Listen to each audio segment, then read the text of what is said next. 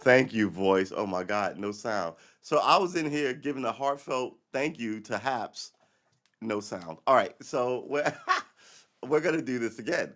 Um, we've only been going for about 10 minutes. Dang on it. That's typical Haps, right? No sound. Thank you, voice. I really appreciate you. So let's start over. I wanted to thank the Haps restreamer. Um, like I said, for getting me in the game. I streamed every day for like almost 4 months until the app changed. Almost every I streamed every day for 4 months, every single day for 4 months.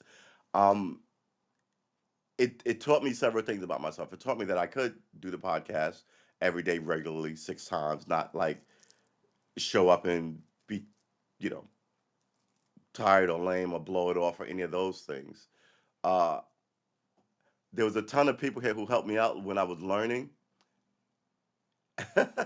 Thank you, man. I think it set me up for the podcast life, if we were gonna call it that. Um, and I don't want to say I abandoned the app. I started a new endeavor on Twitch, quite frankly. But the thing was, we were supposed to be here till today, and we left last week, right? And last week to me seems like a million years ago. Um, but Haps is full of some great conversations. Like I said, they're on my YouTube page. That's where they're all archived.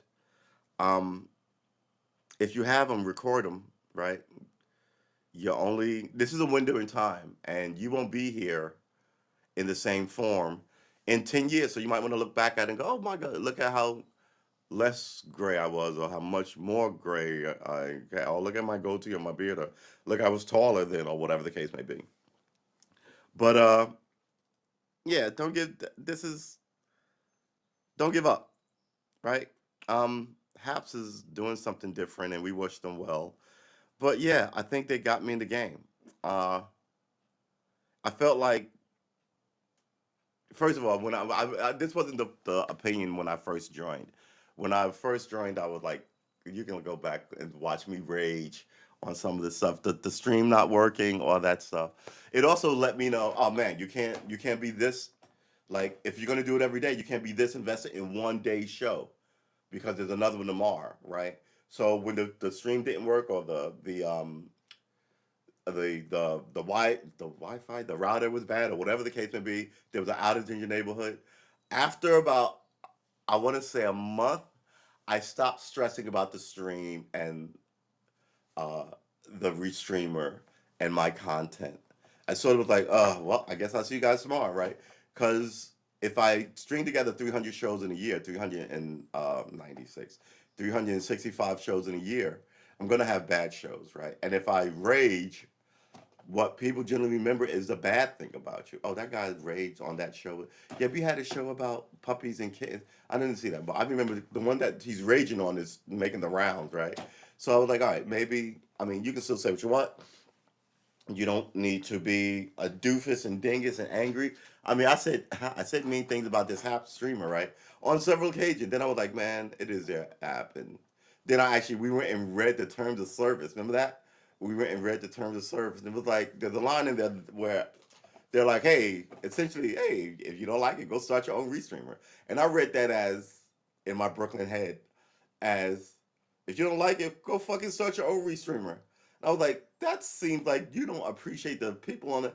And I took a different approach from that day on. I was like, all right, I'm I stopped I'm not here to help them with their restreamer. They're not here to help me with my thing. We have a mutual crossing point of interest, right? So they're going this way to uh, corporate glory and billionairedom, right? And I'm going this way to hopefully podcast glory and 100 millionairedom, $100 heirdom, $3 heirdom. What were we getting? 20 cent, 20 cent heirdom, right? So, but I think in the beginning I was looking at like, oh, me and the Haps, we're good. We're doing the same thing. We have the same mission, and you should never look at it like that. You should always look at like, oh, how can I use X to get me where I'm going? And that was sort of hard for me in my Boy Scout nature of trying to look out for everybody. Now, as I do this podcasting, I'm like, oh, I'm really want to make this work. I'm becoming more of a, I don't want to say shark, but you have to do more me, mine kind of mentality. And you have to watch that when you do it. You're really gonna have to watch that. So yeah, as the Haps Streamer ends its inglorious run, right? Um, it helped me a lot. My guitar playing is better than it was when I started. We'll say, hey William, good to see you. Uh, yeah, last man standing. This is our farewells and goodbyes to Haps. Right, this is gonna just be up here for like 12 hours before they shut the whole thing down. I'm restreaming it to YouTube just so the goodbye is permanent. It's not to Twitch because Twitch we started a new thing. Haps is our old girlfriend. We can't keep talking about our old girlfriend to our new girlfriend. That is just bad mojo, and it leads to unenjoyable poozle. So we want to enjoy our new love. We want to enjoy the poozle. We will not offend. We will not deter or distract from our new mission. Our new mission is on Twitch, where we're trying to get 50 people, which is our goal, right? We got one yesterday. Pretty good. I've been streaming on Twitch for about 5 days. I've got 3 new followers. I would stream on here on Haps and get a follow. I want to say a follower every 3 weeks, maybe after my year on Haps. I've got 20. I'll tell you how many I've got now. I've got da, da, da, da, da, da. Oh wait, we've got another window open. We can go here, and then go here, and then on my profile page, and then hit this, and it says I have 134 subscribers and 38 subscriptions. So I've subscribed to 134 people, and 38 people have subscribed to me. That's fine. I have 28 people on my YouTube page, 25 people. I have 27 people now on my Twitch account, and I had 38 people on here on Haps. Um, it took me a year to get 38 people. So I'm interested. Well, it's not a year because remember we started June 12th. Uh, as we had the last evidence of when we started is this guitar book, right? There's a date on it, June 12th. So y'all want to look through my guitar book? A year's worth of work. Let's do it, people. Well, let's see. First, let's look at this cover. This cover is genius. We like this cover, right? On the top, it's got Roman numerals for the notes, right? On the back, it has the the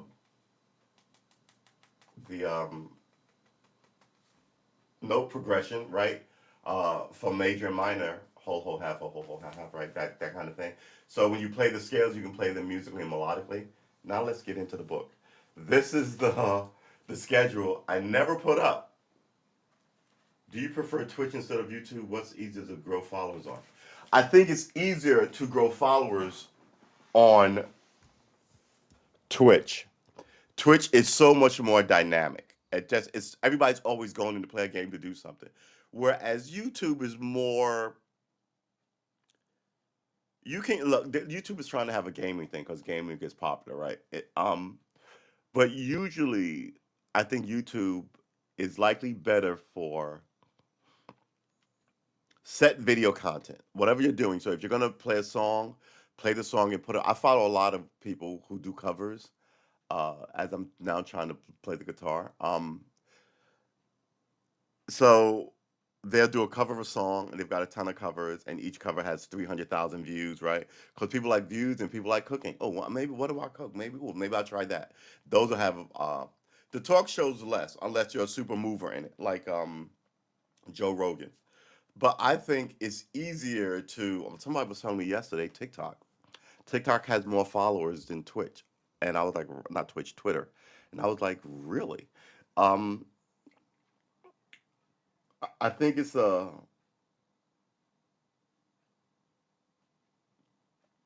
I think it's a push. I think what you have to do is you have to sort of get people to where they find you to then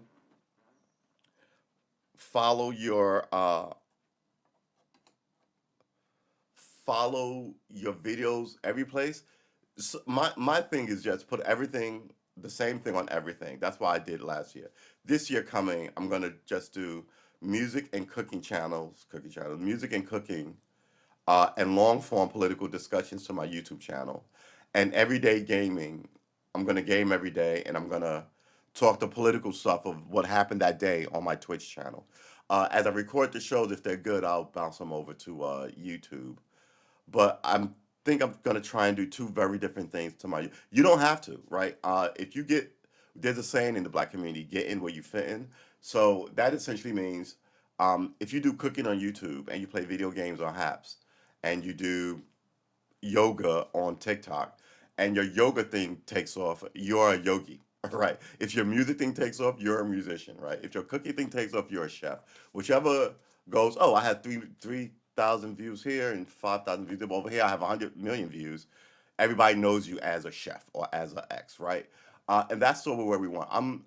In my mind and heart, I'm a political commentator, right? But if I take off with gaming, then I'm a gamer. But my game is still political content.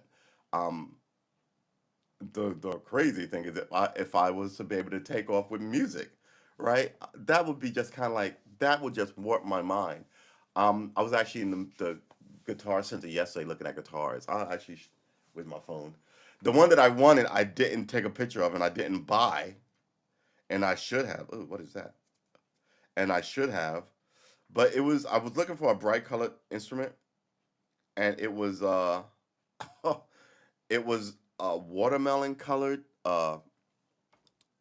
um D'Angelo, uh, and I was like, I could totally get this, but I forgot to take a picture of it. Oh, there you go. And instead, I took pictures of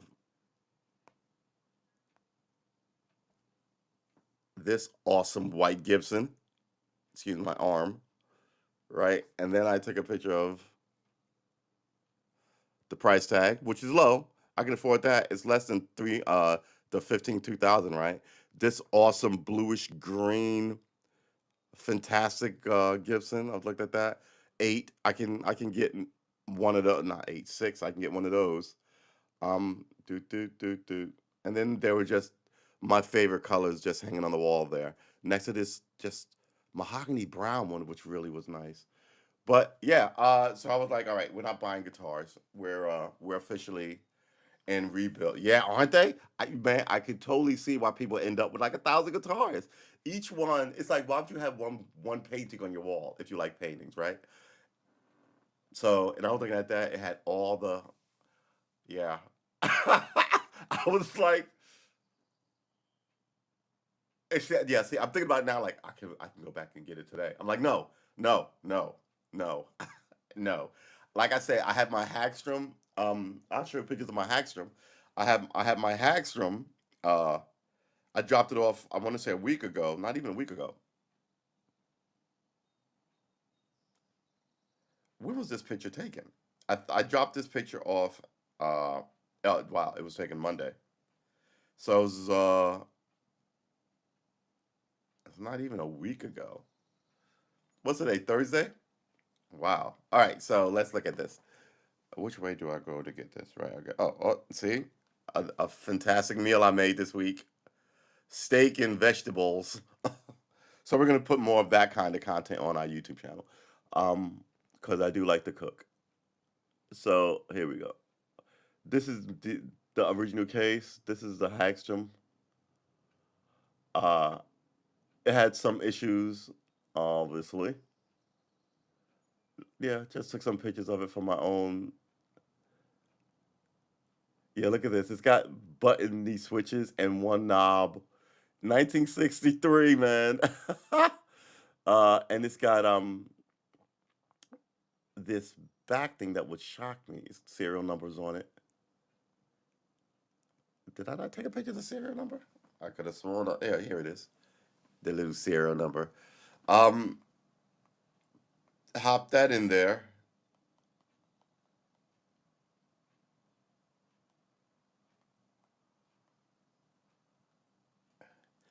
At the Luthier the Luther, and hopefully when we start making music this summer, that's gonna feature prominently because that's my oldest guitar, and it's older than I am. Right, 63. What is that? Oh my God, that's that 63. That guitar is gonna be 60 years old next year. Wow. Okay. So yeah, um, I'm really interested to hear the sound of it. Here's the thing: when I started, I was like, I don't know, but along the way, ooh, I kind of want a new guitar because this is the problem with this, and you begin to realize the shortcomings of things. So your musical knowledge is sort of growing, and it surprises you. It's not just my fingers now I can do bar chords. I was like, right, my acoustics in the other room with a wet sponge in a Ziploc bag with just like cut open about like the size of like nickels, right? Uh, Hovering in the sound hole, the sound hole, still makes me laugh. Where we're like, what is this called? Remember we looked it up here on the apps. What is that called? The sound hole. It can't be called the sound hole. We looked it up. Sound hole. Uh, yeah. So I got to look like a complete noob and idiot musical learner on this restreamer, and I'm grateful for it. It relit something that I always wanted to do it. I just felt less embarrassed. I guess I felt emboldened because I'm in my house, right? I can't be too embarrassed or afraid or ashamed in this place that I'm where you are the most comfortable you will ever be is in your zone, right? And in that zone of zones, there's the super comfortable place. So maybe here in this place, my comfortable zone, my house, it's this room, right? Yeah. You need 1,000 followers on TikTok to stream. I heard someone get 1,000 followers in a week by only one follow. Others like, wow. See, that makes sense, right? You cross pollinate. Huh. Yeah, I was like my nephew was saying, you got to get on TikTok. Everybody streams on TikTok. One of his homies was like, man, I was watching your Hap show. I really like it. You should get like in the bigger. So this was yesterday, and I was like, wow, okay. So I've got some people are like, yeah, I totally get it, but the restreamer isn't on a major. It's not a major thing. So YouTube is major, Twitter is major, TikTok is major. Um, Yeah, follow me on Twitter and TikTok, and I'll do the same. Voice. And maybe we can plot out a way to get 1,000 followers. I mean, 1,000 followers seems like a ton of followers to me. I'm over on Twitch going, ooh man, maybe we'll see if in a year we can have 100 followers. And you're telling me 1,000 followers, and like maybe I'm underestimating how many. Should we raise that? Maybe we should try and get like I don't think we're gonna like a 500 followers in like a year. Do you think? You think we can? Yeah, 1,000 followers, right? Because I stream every day. Except for the last 2 days, I did not stream because uh, craziness. Um, but generally, I stream every day, right? I stream every day for about 2 hours, right, at a minimum. Um, yeah. And then like yeah, the 2 days I didn't stream. Sunday I was like, oh yeah, we're gonna stream 1,000 days. This is my first day on YouTube. May 1st, I like to start things on the first. I was like, great, this is gonna be awesome. The next day, I woke up at 3:30 in the morning. I stayed up all day, ran, did my job, came back, and I was like, "Oh boy, I should start streaming now because if I'm in the zone of it, I won't be tired." By the time like 5:30 came around, I was not gonna stream, and I knew it. I was just dead. I was like, I'd be talking like this, and you'd be like, "What? Why am I even watching this Guy, right? So then the next day, the same thing happened. I got up at 3:10. I was like, what the frick? So by the same time it showed up around, I was like, I never missed 2 days in a row. I was like, okay, don't be a drone, a zealot. You can miss, it's nice to have this edict that we're not gonna miss days, but don't be so rigid where you just don't go, man, I'm sort of tired. I'm gonna take the day off. That's healthy, right? You don't, but at the same time, you don't want to be so lackadaisical. Oh, I take yesterday off and I'll take the day off and I'll take, because then people just be like, he's never here. Why bother? So you should have some respect for your viewers' time and their energy that they show up for. You have some respect for that, right? And as well as have some respect for your freaking self. Show up, and talk about the topics. I used to do write ups, and I feel like those hurt my, because I'm trying to get like a quippy quote that I wrote in. I'd rather they just come to me naturally. Um, but sometimes, and you're like, oh, what was I saying? Where was I going? Because I'll wander off into the weeds on another topic and not get back to the thing that I was saying. So now I'm trying to like uh, contain the concept, because I can talk on a broad range of topics, and a little river will slide into another little river, and before you know it, you have a different lake that we're talking about.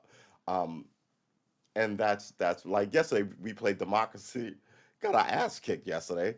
But Sunday when we played, we brought about a utopia. We're gonna play it again tonight as a despot, just to make sure that the people in that lovely bucolic sim America know what the deal is. Because I eliminated crime. How dare you vote me out of office today? It's outrageous. My approval rating was 63%. How do you lose an election when you have a 63% approval rating?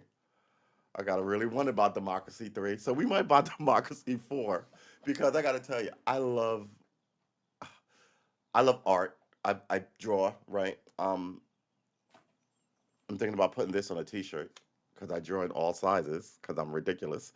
Uh, have some fun, trying to have some fun with your life, make some allies, right? Try not to be too angry at all the stuff, which I was here, which I'm learning not to be on stream. And it looks more. I've looked at some.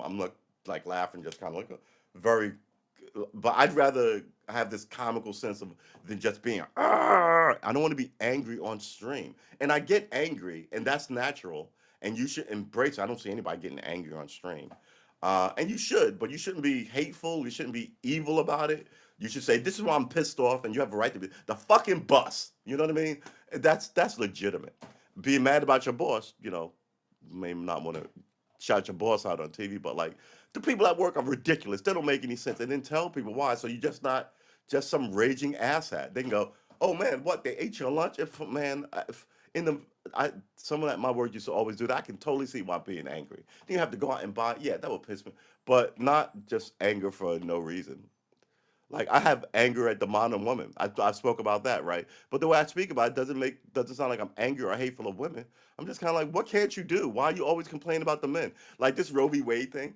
I'm like, you sort of deserve this one, right? It's been going your way too long, quite frankly. Who else gets everything? Nobody gets everything, right? Abortion's legal. You can take your husband to the cleaners. You can take the kids and the house, right? Then slide up with another guy, and your husband can't fucking show up and beat the fuck out of that guy, right? Women get everything they want in America. This is not Afghanistan. Now all of a sudden, right? And when something happens to you, what happened? All the men come running. That guy hit a woman. That guy's a piece of shit, right? Half the guys in the bar will stomp him out, right? Now all of a sudden you're telling the world American men suck because we want more shit. So my position is, yeah, fuck you. No abortions for anybody, right? You don't pay it forward, right? This whole idea of me, women, women, women. I'm like, what about these little boys? What about the fathers? I'm a mom. I'm a mother. Yeah, how'd you get that way? You don't self-impregnate, right? There has to be a guy on the end of this, right?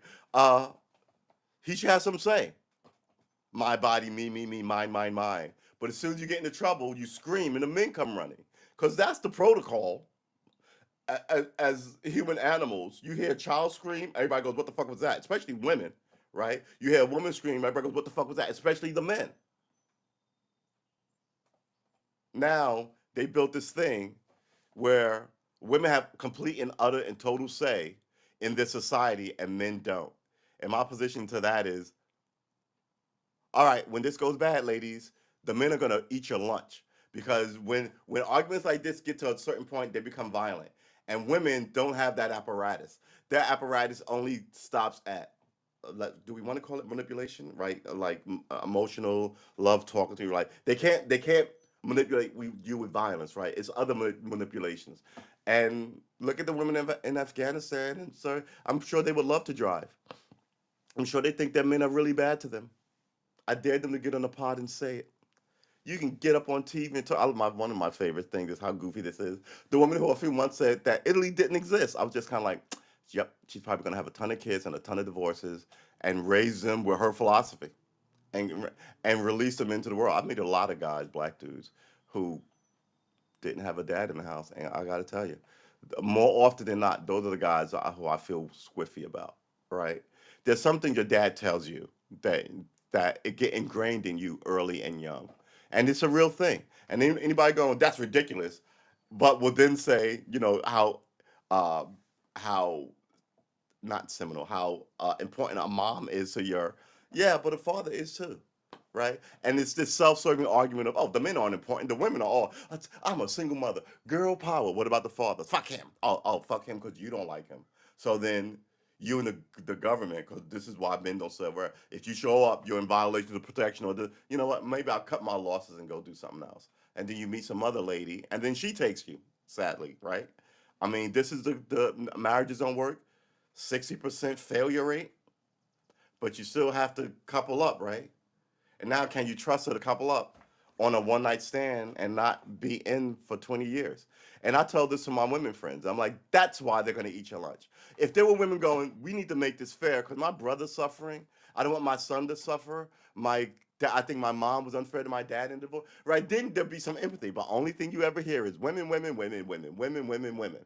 I'm like, all right, be up your own vagina about this. When you need men's help, like overturning Roe v. Wade, you can't do it with just women, right? You have to convince some men that this is a good thing. And your argument is me, mine, me, mine, mine. And you're gonna have these protests like, I fucking dare you.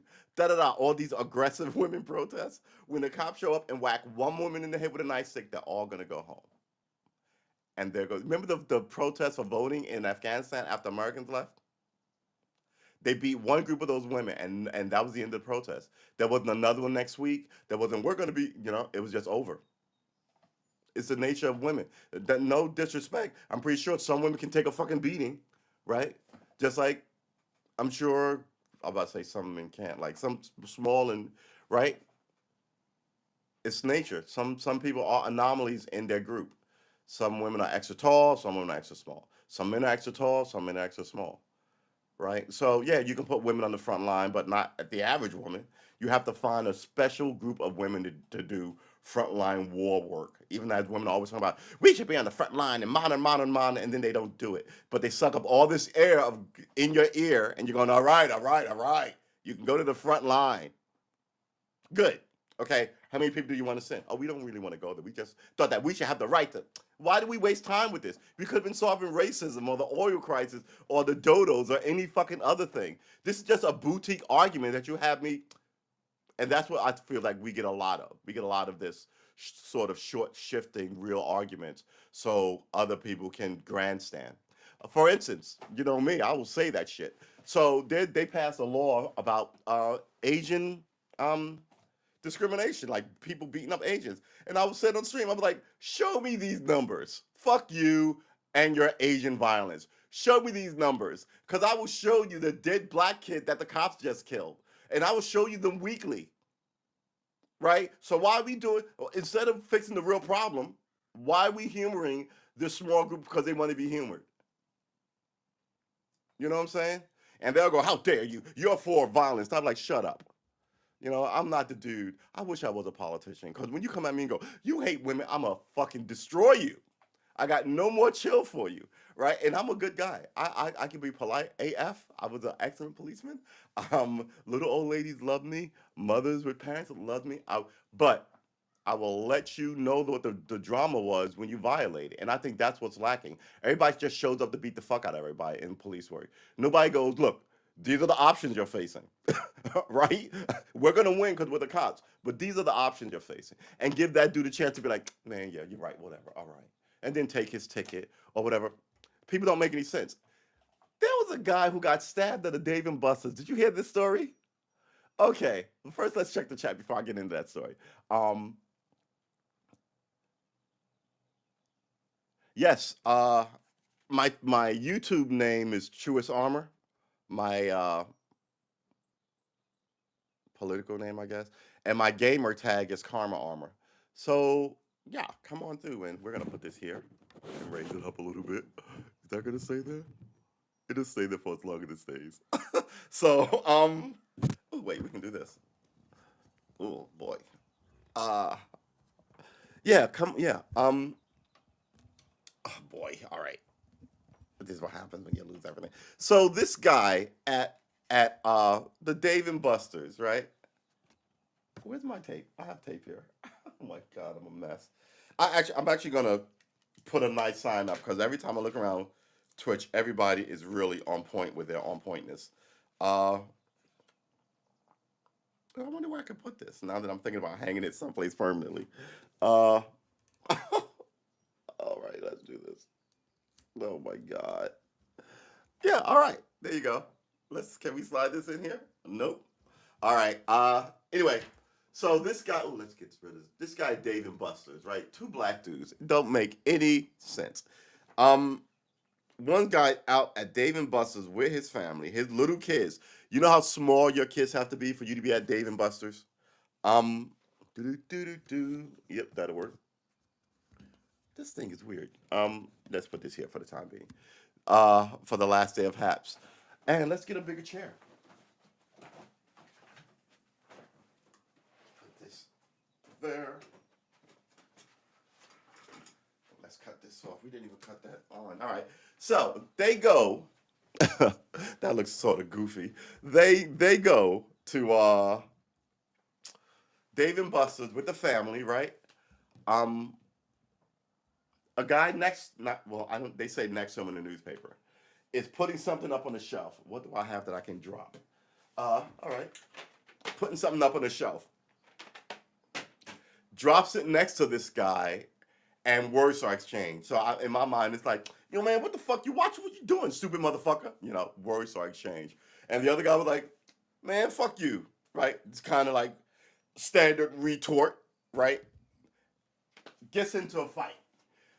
The guy who's like, watch where you drop that thing near me and my kids, punches the guy who's putting boxes back there. That guy stabs him and walks away like stabbing is just tipping homeless people and just goes about his day. Guy dies. So here's my thing. You kicked off some bullshit at your kid's party that got you killed, right? Uh, oh, here's another thing that I thought was smart about this, that nobody ever hears. The security guard at the Dave and Buster's followed him out, followed him down the street. He went into the subway. He saw a uniform guy. Oh, that guy just stabbed somebody. Cops grabbed him up. That's how he got caught. That's what security guards are supposed to do. They're not supposed to fucking tackle you, beat you up, jump. What is this bullshit? Dave Chappelle this week got attacked, and his security people, after it was over, after it was over, his security people, in subduing the guy, beat the fuck out of this guy. He did be removed with a, and I'm like, you can't say you don't want the cops doing that when you do that. You're doing the same shit.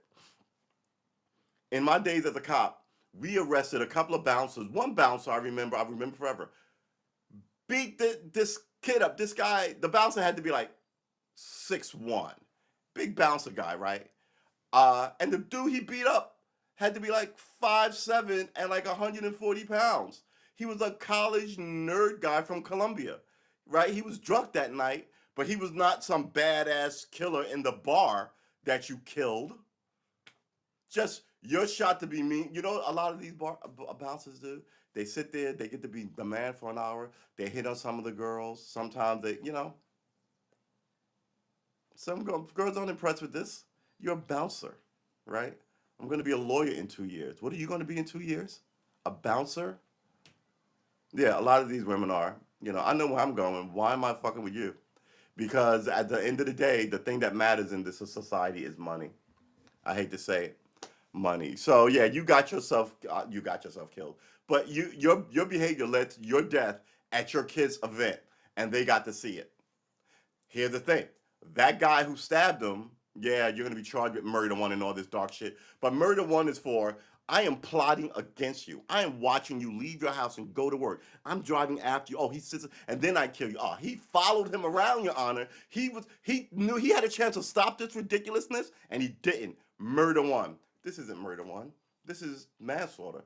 You got into a fight that ended up in the death of somebody, right? So what's the difference? In America, there is no fucking difference. You get 25 years to life for murder one if you're meant to do it and you had no remorse, and you get 25 years to life if you fuck up. There's no, you know why? Because the American justice system is about keeping the oligarchs in power and in control. That means all the laws that they pass are passed downstream at you, right? So all the stuff that I see people applauding on Twitch, good, throw the key away. And I'm like, you're subjected to these same stupid laws. You're in his same stupid tax bracket. This can happen to you or someone you know. People have no empathy for anybody.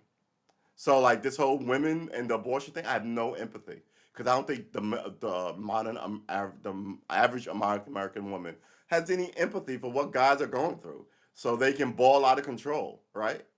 And once this society goes, all right, that's it. We fucking had it with you. None of you bitches can vote or leave the house. There ain't gonna be any protests for more than 2 days. There isn't gonna be because I hate to say, men are bigger and more violent than the average woman. Right? Look at Amber Heard. She needs the court to kill down Johnny Depp. She really does. She couldn't do it herself, so now she needs all these men allies so she can be the victim of something. Whereas if this was men, Johnny Depp hit you, you hit Johnny Depp back, and that's the end of it, right? That's the end of it. Um, I think men in society will have to do a lot for women because we're brawnier and bigger and can take more punishment. So they're not going to be on the front line. Having said that, that also bleeds into other things that you may not like because I have this mantle of being the bigger provider X, right? I don't if I'm the big provider, I don't expect you to get into a fight with somebody. I expect if he says something squirrely to you, I expect you to go, he just said X to me, and I expect to go handle him. I don't expect to go, well, you better get on that shit, woman. You're modern. Go. I'm gonna be like, what? And go right out there, and now we've got drama, and someone you should better be on the phone calling the cops, or if I'm a shitty fighter, calling me an ambulance, right? But I don't expect you to deal with that anyway. All I get from these modern women is this talk of warrior shit. Like, what? So like, it doesn't make any sense for anybody who isn't 8 years old to believe that this is the way things go. This is the way things are in the world. No marriages last anymore.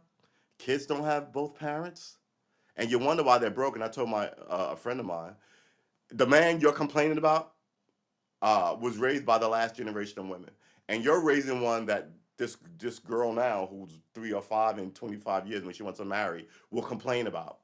He needs a father in the house. That kid didn't have a father in the house.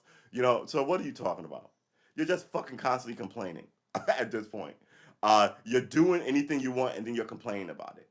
Like I like to throw in the faces of women this statement when women two things. When women go like if I'm talking about kids and they go, well, when they have the baby, you don't know what you're talking about. I go, oh, that's a really good example. All the shit that men do now that women don't do, you can't have an opinion on, right? If you're going to say anything to win an argument, right? Even if it's the stupid shit, right? It's like the actress Jennifer Lawrence, who after she got all her nude photos exposed online, and there was that whole thing.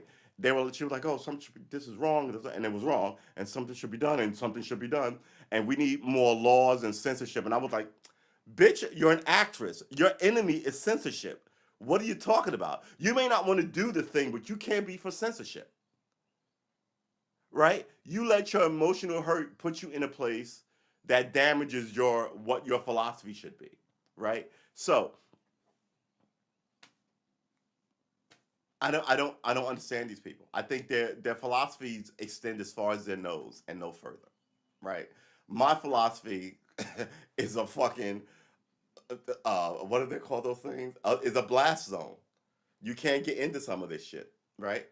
It's just I like I said in the earlier. My mom, when we left the house as a kid, my mom said, "Go out there, you mind your business," and I did. Every now and then I get in to make it a point not to mind my business. I know what I'm getting into. Like I said, pulling over that car, and even then, I do so with with a tactical mindset. Like I'm not pulling up on everybody. If I pull up, it might be a lady and some kids, okay, but I'm not seeing a whole bunch of homies standing out the car, broke down and pulling over for that. I'm not seeing a bunch of anybody pulling over for that, and not just homies. In this environment, I'm not pulling over for a bunch of white guys sitting on the side of the road either. Right? I'm not doing it. But if you're by yourself, if you're a lady and some kids, I'll pull over. You may not have a cell phone. It's the least I can do, right? I was driving by. I'm still thinking of this memory. Driving down the road, I see a dog. Like down here, there are no sidewalks. There's a curb, not even a curb. Yeah, there's a curb, and then there's grass and trees, right? So every road is like two lanes, unless it's a highway. Uh, so I'm on this road, and I look over, and there's just this dog, and he's watching traffic go by, and I'm like, oh no, right? I'm thinking it's a fairly busy highway. I'm thinking he's not gonna go because what's across the street is a all right, so this side that I'm driving down is trees and like it looks wooded, but behind it is houses and shit. So it was obviously someone's dog. But across the way is a shopping district. So there's McDonald's there and Arby's and some, And I was like, the first thing I thought was like he's trying to go over there and eat some, oh my god, I hope he doesn't get run over. And I was seriously thinking about pulling over to deal with this dog. But then I like it mindset, boom. I'm like, one, you're moving at like speed on this it's not really a highway. It's this thoroughfare. It's too fast to be on a city street. You know what I mean? It takes you to outlets. Um it takes you to outlets right next to the outlet. It takes you. It's not a highway, but it's not a 25-mile-an-hour road. It was like 55 miles an hour, and I was like, well, first of all, you can't pull over fast enough. If you did, you'd have to and then walk back, right? Uh, Jam on the brakes, cause right. And I was like, all went through my head lightning quick. I was like, one, for all you know, that dog will rip your throat out. You don't know whose dog that is. You don't know if he's friendly. Two, what you gonna do? Walk him across the street? You don't even know if that dog is going over there, right? For all you right. So all these kind of things were just kind of like, stop being a fucking Boy Scout and mind your business on this one. Um, it's so crazy. Let's get into some of the chat. The girls from The View blame Trump for the Chappelle incident. Those, and that's another thing. Look, this is that whole don't tell me anything. I'm an American woman. Those women are stupid on The View. They're stupid on The View. How is this Donald Trump's fault? And that whole thing is is part and parcel to the Karen thing, right? Which has always been around. Emmett Till was famously killed by a Karen, right? She said a lie, and these two men went and murdered this boy, beat him up, shot him, and then tied him to a tractor engine and dumped him in the river, all on her word. So, and then before her, those women put up statues of traitors, right? And we're still dealing with. So the voice of women, if you're not careful, if you're not careful, will undo you and undo your society. And you know, if I sat up and was like, that woman is XF, you'd be like, he hates women. He's always going on about women. But if before you do that, you should listen to what's being said and then go, yeah, yeah, that guy fucking hates women. His mother didn't hug him enough. But if you're going, yeah, he's got some points because he's talking about kids not seeing their fathers and unfair treatment by the courts, and yeah, that's stuff that I can get behind. He's making a point. I still believe in X for women and X for this and X for that. That's fine. That means you've heard it. You thought you've taken stock of the arguments for or against whatever somebody's talking about, and you made a logical decision of, yeah, okay, I can see what he's talking about, but I think he's way too in on it, and I don't think it's that serious. As my sister said, it just ain't that serious, right? Or you could be like, huh, I didn't know it was that bad, right? Either one of these things. But to say, ha, you're just crazy, nothing to see here, which is what we get a lot of in America. We talked about yesterday that the FBI has been surveilling unconstitutionally American citizens. They're not supposed to do that. 3 million, 3.4 million, which is 1% of the population, 345 million, right? No one goes to jail, start a fake war, no one goes to jail, do insider trading on Wall Street, no one goes to jail, all these rapes of women, No one goes to jail. Put fucking oxy. You're essentially a licensed drug dealer for OxyContin. No one goes to jail. So yeah, this is where we are. I think the landscape is actually about to change though, uh, and I don't think Biden is when getting another term. Even as the American media system has been constantly pushing uh, Donald Trump, is evil message for like the last 2 years and counting. Everybody's been talking about him, but he can't say anything. What should happen? Elon Musk should let Donald Trump first. He said he's not coming back on Twitter, but he should come back on Twitter because the people in charge shouldn't be in charge. Uh, and he was the he was pres- the precipitous. What's the word I'm looking for? He was a let's say he was the agent in this mix that caused all the kerfluffle. They want the mix to go back to fine, but no one liked the mix in the first place. Like I famously told somebody my last few weeks on Facebook, they were like, "Oh, we got to fix America and get it back to the way it was." I'm like, "Who the fuck wants America back the way it was? If you're gonna fix it, fix the problems. You're comfortable. That's why you want it back the way it was, right?" And that's the problem. We're not all trying to get it back to where it was so you can enjoy yourself and go to Paris. All my New York friends loved going to Europe. And I was like, what is the point of your family ever coming here if you're only ever obsessed with Europe? Oh my God.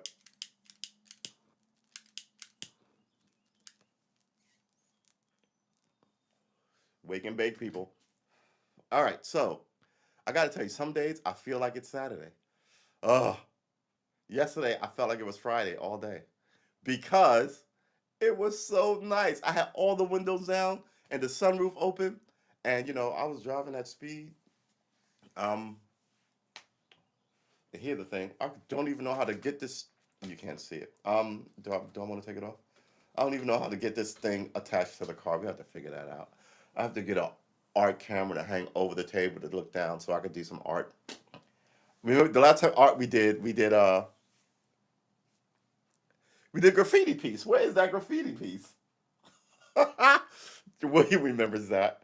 I think it said I think it said peace actually. Peace, not the graffiti piece. Piece. Said peace. Peace. It was pretty funny.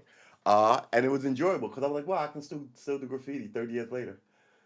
I got good at art, graffiti art, and it's like I should have got good at music.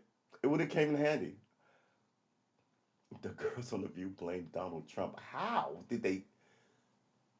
She always, yeah, I always listen to your mama. My mama's a good one. So some mamas are not. I get why you might not want to listen to them. They give you bad advice. But for the most part, my mom, I talk to her all the time about modern stuff. And you can hear her generational divide. Um, yeah, she goes in about the young ladies. She doesn't understand the young ladies and what they're doing and why they treat the men so badly. Uh, but my mom's been married for 60 years, right? I mean, so I gotta go, but I will follow you. Nice seeing you. My name is Resonance on your other platform. Catch you later. Take care, voice Resonance. We're gonna look for you. So yeah, I guess yeah, and back in the day you could know how long you were streaming. I think we've been streaming now for about 50 minutes. It was supposed to be a 10-minute get in and say thank you, but then the mic was off and you know how that goes. So we might have to hop in and change the title of this. But why would we? Because tomorrow this will not have happened, right? Uh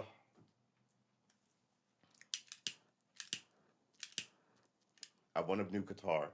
I want a new guitar. But the thing I'm trying to solve now is I have a 60 hertz hum in this PC and in this pedal board. And I somehow think I fixed it. The pedal board. I didn't unplug anything. What did I do? What did I move? I don't know. I don't know, but I'm glad that it worked. Um,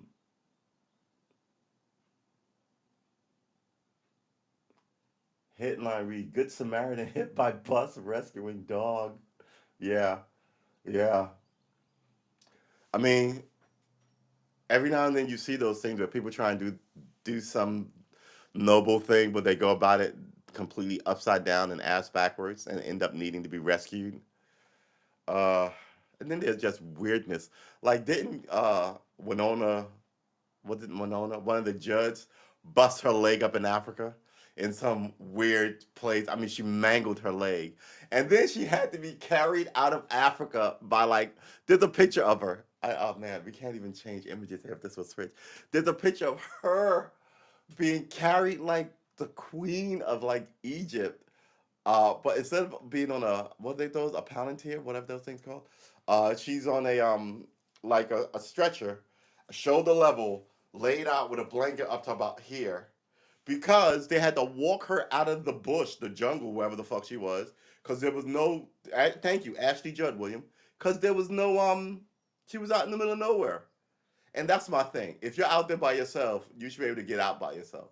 There used to be a show on A&E back when I had cable. I used to watch with my girl, my ex, and it was about these people living off the grid. I think it was called or something like that. And one lady lived at the upper ring of Antarctica. Right, there were no roads, no nothing. She had a hut and a tent, uh, and she lived there by herself.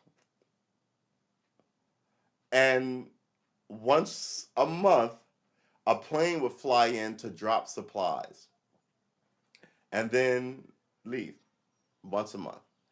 Sometimes the weather conditions were bad, so uh, you had to wait like an additional 2 weeks, right? Or something like that if the weather was bad. Uh, she's still on. What the Ashley Judd, or the woman in the in the northern Arctic. So my thing with this was when she said if the plane doesn't show up, she has to wait because that's her lifeline. I instantly went, "You are not living off the grid. If someone has to fly in shit to you, and if they don't, you die. Right? That's not living off the grid. That's not living off the grid. Living off the grid is I have no cell phone. I have a little cab. You know who's living off the grid?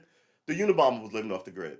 If he needed something, he hop on a bike and ride 30 miles into town, buy it all up, and then disappear again.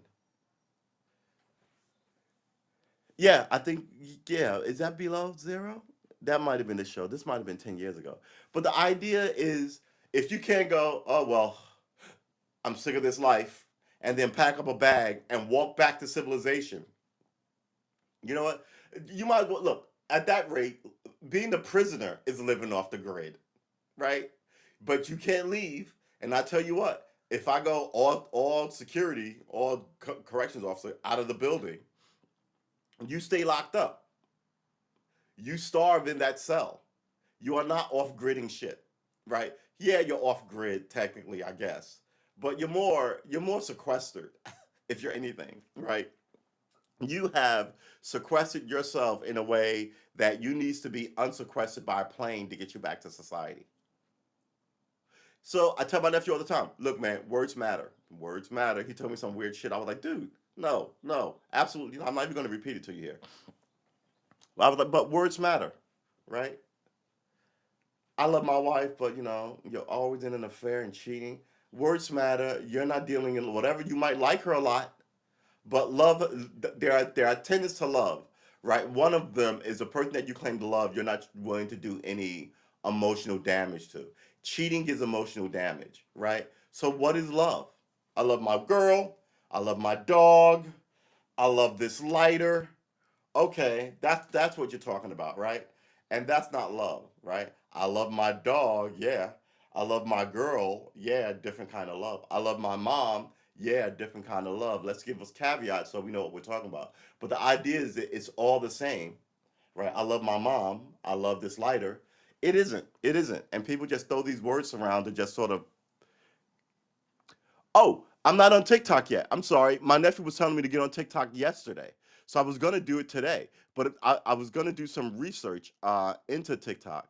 But yeah, I'm not on TikTok yet. I thought TikTok was like 5 minute snippets of like people dancing, and then because every time I see it, it's always a compilation of people like dancing, and then that's it. And I was like, my nephew was like, no, you can TikTok for long, like for long streams or whatever. And I was like, really? So I think I'm gonna look into TikTok today, as well as stream. I'm on Streamlabs. Stream, what is it called?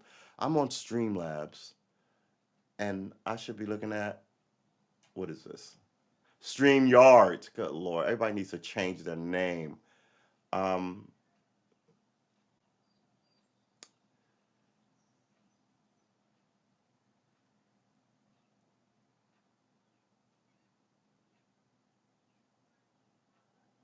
oh, followers. Hold on, wait a minute. I got one follower and I lost one follower. Is this what you're telling me yesterday? Oh my god. I guess that's a push. How many followers do I have? Ah, I lost a follower yesterday. Life is rough, y'all. I'm telling you. Let's close this. I was very happy because I got a follower and then I lost a follower. I can't really hate on it. I can hate on it, but I'm not gonna hate on it. My man, Busy Biz. We swung through yesterday. There you go. Thank you. We're gonna get on that and TikTok today. Yo, Biz, are you on TikTok? I'm hearing all the rage that TikTok is the place to go, man. They extend the time on TikTok. Sue Aiken's life, yeah, she was on for 18 seasons. Well, I guess that makes sense, right? So now that she was like, life sucks, fuck, I can't find a dog or a husband or a man or kids, I got no family. You know what? Fuck everybody. I'm gonna live alone in the woods by myself, right? And then the media people come and go, hey, what an interesting story. Now, I bet you I bet you she's a millionaire, right? 18 seasons in, how is she not a millionaire? So now when she leaves that con job of a I'm tired of the world. She's gonna go and buy a giant house with her millions, and live away from you that way, right? Like just like the rich. I said like the prison isn't living off the grid. Like the rich people live off the grid. They don't take buses with you or do anything. And when they leave their giant mansions to themselves, they take a private chauffeured car. They don't have to drive generally to a private plane. Or to a group with their security. Oh, come on, Mister, this way, and sit on the dais or sand and talk to us, right? Um, it's not really everydayness. And don't get me wrong, once you get money, your everydayness ends, and it makes sense that it should because some of these people are just predatory asshats. Going back to the conversation you said earlier about people not raising their sons, um, yeah, I moved out here. My nephew told me these dudes. I may have mentioned this story before, who found out that their parent, like they were knucklehead, but their parent, one parent was like a lawyer and another parent was like a pharmacist, and they found out, oh, my parents worth this much money. 16, him and his friends killed their parents. Like this was, they were. What kind of kids do you raise who will harm you? Like I remember when I was a kid, what's those Spanish kids' names who killed their parents? Melindo, Melingos, Melendez. It wasn't Menudo. It was anyway. I think it was Melendez. Melendez. I was like, how you fucking shotgun your parents? What? No, yeah, those guys got 40 years apiece in different prisons because you both, yeah, Menendez's. It's just kind of like, what?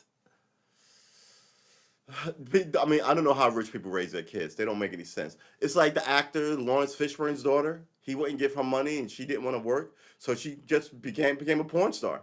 Then she was a porn star for a few years, and he was like, "I'm done with this girl," and now she's not a porn star. But once you're a porn star, you're always a porn star, right? And then now she's back to living with him. There's no, I mean, the tantrums that some of these people throw don't make any sense, right? And in the old days, you could be like, what? No, that's ridiculous. We're not doing that. Um, but you can't do that now, and people can go and be ridiculous. I don't know. It comes down to who's the smartest person in your marriage, right? I'm not saying it should be the man. I think men should have an outside sway because when it goes to shit, he's got to beat somebody's ass or handle the security of the matter, right? Um, but normally, everydayness, whoever's stronger at whatever should be it. And if you're good at thinking all the time, then it should be you, right? And I'll sit back here and just pipe up if someone gives you too much lip, and I'm like, yo, man, that's my woman. What you talking about? But then if that's not going on, I'll be like, she knows she's better at the banking, and she knows this. She wants to do that, and I'll pick that up. Great. However, if it's the guy, and it used to be the guy just because the guy handled all the money and wouldn't let his wife do anything. Um, there is that, but there has been women who've ruined the family through shopping, and racked up debt and all this stuff, right? I mean, one guy sued for divorce, and the judge was like, no, no, no, no, no, this debt is half yours. He was like, no, no, I'm getting divorced because she's irresponsible. That's why. And then another judge was like, yeah, yeah, yeah, you can't enslave a man to debt after he warned the woman not to be in debt. So yeah, he got a divorce with no alimony on the appellate. They were like, yeah, no, this is bullshit. Because if this is the case, any woman can do this to anybody, and a lot of women are doing this to men. But the idea was like, honey, you can't stop. Oh my god, I gotta. He was like, you know what, I can't be with you. You're aggravating. And then he gets divorced, and her lawyer says, oh, Your Honor, marriage, marriage, marriage, Your Honor. Yeah, you're right. 60% of his earning and half of this and pay. What? I didn't cheat on anybody. Why are you punishing me for being a good husband? Marriage is dead, ladies. Congratulations. Get all the abortions you want. You know what this cynical thing sounds like to me? Ooh, I'm gonna get this abortion from this my boyfriend who's a bus driver, cause now I just hooked up with this guy who's a banker. Why not that? Why are you selling me that it's always rape or incest and not just lazy women who can't count to 28? It is 28, right? Why is it not that? Men have to have some awareness of this if they don't want to get caught up, right? Why? So yeah, I think they should overturn it, and women need men, and I think there's going to be a come to Jesus moment of, huh, we probably shouldn't have cut the throat of our biggest allies, like the Democrats' position. Huh, we've been cutting the throats of black people for a while, and we need them to get elected. Uh, this election coming in November, and we've been talking about it here on Happs. God rest Happs. Mwah. And we will continue talking about it on Twitch and maybe TikTok by the end of the day, and Streamlabs, StreamYards. Yeah, we're gonna do it up. We're gonna do it up. So this I guess we've been on for an hour. This was sort of a, should we do an extra 15 minutes and make it a full complete last show? This was just to show up and say thank you, Haps. I really do appreciate you. Uh, you sort of helped me do this enough regularly, man, do this enough regularly that uh, my fear about it sort of disappeared,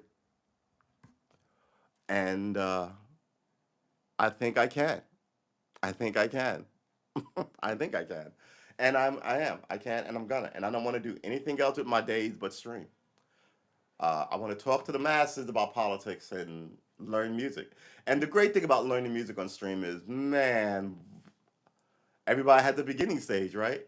And the thing about me now is like I think I'm an advanced beginner, right? So maybe next year I'll be a moderate uh or how do I yeah, I think I'm an advanced beginner. Maybe I'll be a moderate intermediate, right? Somebody who can pick but by my standard, I want to be able to pick up a sheet of music and read it and play it, right? On the guitar, my instrument of choice, and the piano because I have one. And why not? I mean, you ever see somebody just walk into a place, see a piano there, and play it? It's always baller. It's always baller. Why wouldn't I want that? Why wouldn't you want that? Always baller. But all I'm getting is, man, just play some Xbox videos and watch some more TV, and let's see what's on Netflix, and oh, let's go shop because I need to. It's a lot. It's be happy with this boring and unlived life that you're living now. And I'm like, at this point, I can't change politics, so I can change me. And yeah, I figure in 5 years, I'm also seriously thinking about going back to law, going back and getting this law degree. But 5 years, since I'm going to be doing it forever, let's see how good of a guitarist I will be in 5 years, baby. Looking at those guitars, talking to the guy, was like, you should probably get an instructor. Just because you've done a lot, he might zone you in some places, tell you what to ignore in other places. And we sell lessons by the month because people will buy 6 months and I do them. So now they sell you by the month, and they say it works out better because people can sort of adjust what they want to learn. So I think I'm going to do that. The new Ben Crump. Oh, man, that dude is just shaky as fuck. I don't look. Do I even want to get into Ben Crump? I'm not gonna get into Ben Crump. Don't trust Ben Crump. But the plan is to go over to Twitch. No shame in my game. I'm telling you exactly what the drama is. The plan is to go over to Twitch, raise some money, get some manpower, and start some shit. Yeah, literally start some shit. Uh, I would love to have a poker buddy, right? Like I used to have a poker group. I'd love to have that again. Ran into this place this week, comic book shop. They had a D&D thing going. Want to get back into a regular D&D set. Oddly enough, my regular poker game and my regular D&D game was run by my man Smooth Panic. Um, I really enjoyed it. I really did. And I was a bar guy at the time. And there was something about a handful of people and a couple of beers having fun talking shit than finding in a giant bar. I like to talk to people. I'm fucking gregarious. I don't know what to tell you. I will talk to everybody. I will talk to the person who does not want to be talked to. Hey, how you doing? I don't want to talk to me. Mind your business. Oh, word. I feel that. I don't like to be talked to on long flights anyway. Yeah, man. It all started back when he's like, Are you talking to me? I don't want to talk to you. Yeah, yeah, yeah. I know you don't want to talk to me, but I was saying, you know, I am definitely a type, and it's not for everybody. Um, I would love to stream poker games. I would love to stream a poker game. I would need 5 other people, and I don't think I even know 5 other people here in Virginia who are well. I like to play. Well, I used to play chess with my nephew. My nephew's a pretty good chess player, but chess is one of these games that I like to play. But for every chess game that I finish, I start 7 and crash them out. Uh, and sometimes I get halfway through and just kind of go, I don't want to do this anymore. I used to have a chess set by the door, and I'd come in and move a piece and put my keys down. And then when I'd leave, I'd move a piece and pick my keys up. And it went well. And then I had a dog, Sydney, for like 15 years. And I stopped when I got her because it was a little chess set. Uh, it wasn't a big chess set by the wall. It was like maybe, it's around here somewhere.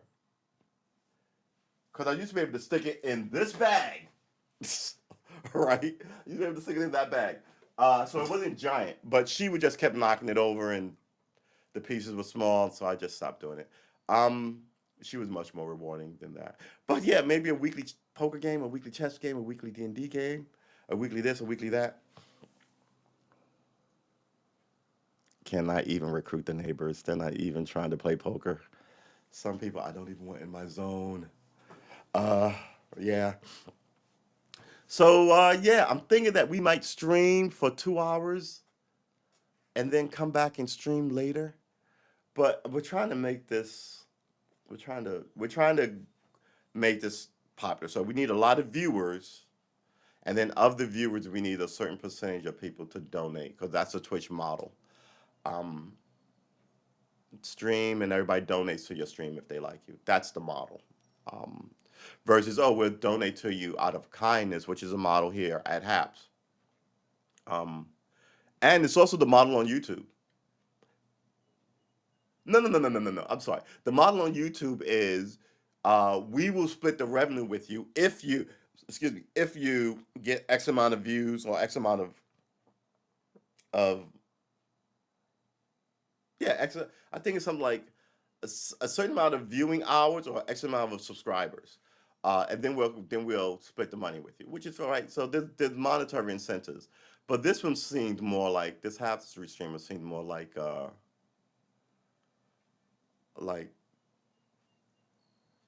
don't know, it was weird. Plus, it was 20 cent. I mean, it wasn't like 20 cent. I hate to say it, it should have been $1 at a minimum, right? Because that 200 I got likely would have been 1,000, right? Um, who donates 20 cents? That was another thing that just didn't make any sense, right? They're donating 20 cents. So you have a great stream, 10 people donate to you.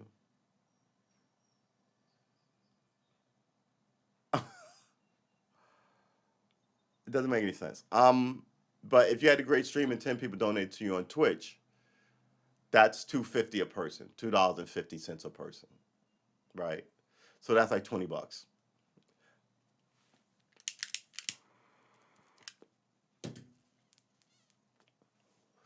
And, no shame in my game, like I say. I'm gonna tell you what I got and what I spent it on, and you can see. Oh, that guy's an asshole now. We're not following him, or oh, he's trying to get something done. First of all, I was thinking about this. I would like to be successful on Twitch. I would like to run like the pizza parlors you see, right? I'd like to have like a YouTube, not YouTube, baseball, little league baseball team, right?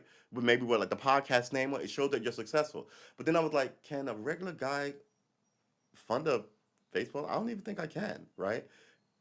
I think it might be legally problematic, right? I can see if a parent did, but I'm not. If I'm some random stranger, I could be anybody, right? I could be feeding on the kids. I could be anybody. So, and I know people will take money from anybody. So maybe we can do that. Maybe we can donate to it. But I want to have some sort of like I wanted to have some sort of control. And by control, I mean like say, how you kids doing? Oh, you need more of this? Well, we'll get on the stream and see if people can help you get that. You know what I mean? Versus giving some uh, jaded adult money because I tried that at church and it didn't work well.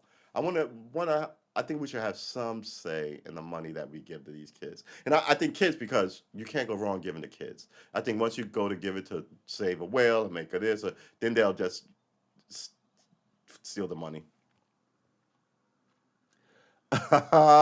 Grand Admiral Thrawn, those books were awesome. I read them twice. Timothy Zahn books, yeah, read them twice. They're actually right over there. Uh, no, we're not gonna pull them off the shelf. Yeah, same old, same old. So please like and subscribe to my YouTube channel. Since this is the last day, hopefully I will take some of these friendships with me to Twitch and to YouTube. But I get it. I get it. Oh, nice. Thank you, man. I appreciate you. Um, oh, so look, this we're gonna. I mean, even though we're up early today and the stream is always at 6:30, we've been doing seven, but we're gonna start streaming. We're gonna keep it at seven. We're gonna stream at 6:30. We'll likely do light bullshit talk, and then we'll play a video game after we talk politics. And we're gonna talk politics for like an hour, like we always do, an hour and a half. Then we're gonna play likely a video game where we either try and solve the world's problem, i.e., we played Democracy 3 this week. Next week, we might play Armor 3, which is just hard global conflict. It's a military sim, I like Sims, but there's some stuff you can learn, like how to fly a UAV, how to fly a helicopter, how to plant like drones and all this stuff. We may just start off with the single player, which I cannot get through. The single player, look, it's Armored. My insurgency gameplay is a pretty good game, right? If you get shot twice, you're dead, right? Versus regular video games where you can get shot 10 times, get your health back, right? None of that. If you get shot twice, you're dead. If you get shot in armor once, you're dead. Headshots always kill you. Leg shots in armor incapacitate you, and then they move in on you. It's a military sim, right? So you're not supposed to go in guns a blazing. You're supposed to sneak in, commit to your mission objective, blow this up, do that, right? Assassinate this leader, and then get to the evac zone. Um, and the tutorial, I could not even get through. I kept dying in the tutorial. It's a military sim.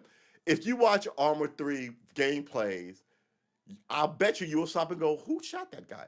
Because one, the pixels are this big and everybody's green, and then they're across the field in trees.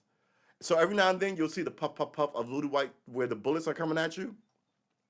You can't find me on Twitch, Karma Armor on Twitch. Oh yeah, Karma underscore. Yeah, no, right. It's space. Wait, is it a space? Let me. Oh boy, have I been doing this wrong? Oh my God, I'm a mess. Da-da. Yeah, karma underscore armor, boy. Um, you know what? Du-du-du-du-du-du. Karma. Let's do it in red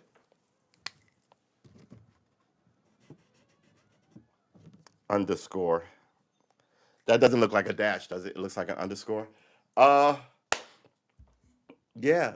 We're like again, we stream every day. We have these conversations every day, and then we have side conversations about how. Thank you. Uh, that's a great name. I was thinking about that as my gamer name, but I had already chosen Karma Armor. It was going to be Grand Admiral Sean because my name is Sean, and I love those books. Those books, ah, the churn on the end in that book where the I forget how you pronounce him, the Rus Vagon man. Yeah, I would love to read some of those books. I have all of those books. There are like 30 books on this shelf. Those Star Wars books, by Anderson and all these guys. Um, would love to be able to read some of those books on stream. You can't. I was looking for things to read on stream. Like I have a lot of, you know, you can't read this. This is copywritten. And by the way, there used to be like three of these that were great. There are a ton of these books now. Guitar Grimoires. Just like I was looking at one finger picking just as thick. I'm like, I got them for references. You can have them forever. I've got, I want to say three. I can't collect them like comic books. I was going to read Aesop's Fables online. You guys want to do this? You know what I mean? Uh, they're 1,000 years old and there's a million of them. The Wolf and the Lion. And they're all numbers. So I was going to, we can do one a day, I guess. The Sheep and the Wolf and the Stag. I mean, the names are all so European, like the fox and the stork, the wolf and the sheep, the stag and the ox, the milk and the maid, the milk and her pail, the dolphin, the whale and the sprout, the fox and the monkey, the ass and the lapdog, the fire and the tree bramble, the frog. It's very the this and the that. He definitely uh, a formula.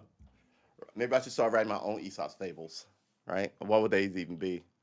The Netflix and chill, right? Um,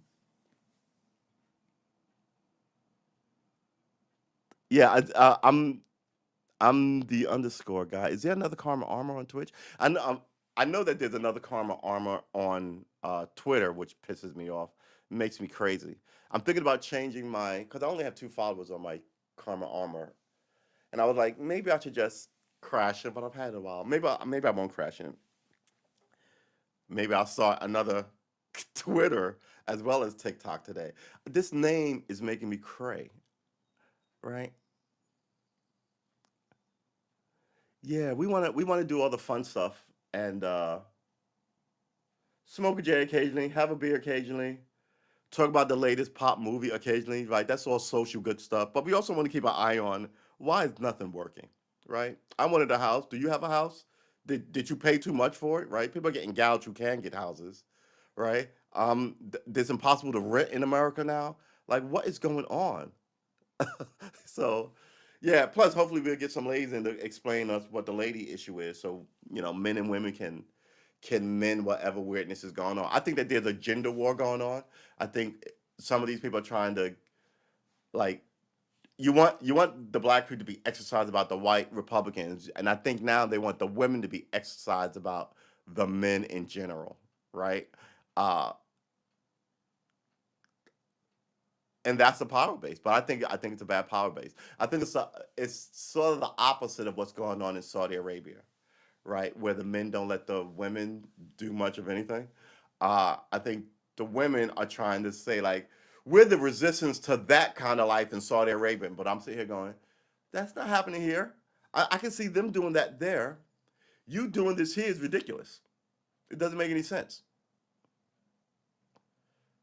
right? And that whole my body, my choice thing is, yeah, yeah, it's so derivative of a slogan. You're like, yeah, okay, that makes sense. I mean, obviously, your body, you make the choices. You look, I'm making the choice to pick this up. Yeah, but at the end of the day, children aren't that. You're trying to. I mean, father should have some say. I don't care what you say. At this point, yeah, I think you're just gaming the system, and I'm not for it. And I'm of the mind not to vote for any women just because you talk this against men stuff. Why do you want my vote? And then you will look up, and there won't be any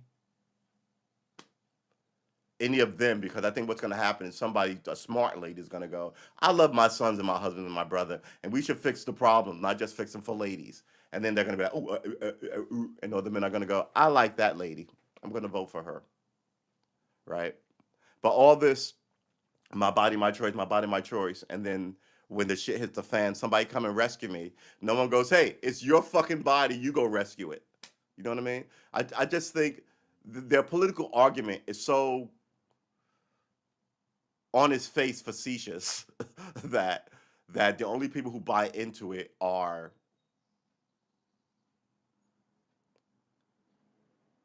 how can I say this and not be mean spirited? Only people buy into it are the zealots of that movement and people that it's worked out for.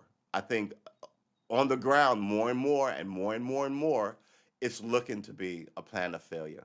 Because I mean, marriage is dead, but since people still get together,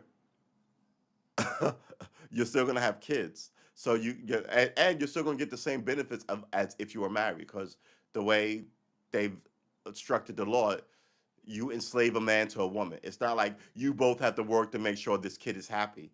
It's you have to hang on whatever she says, right?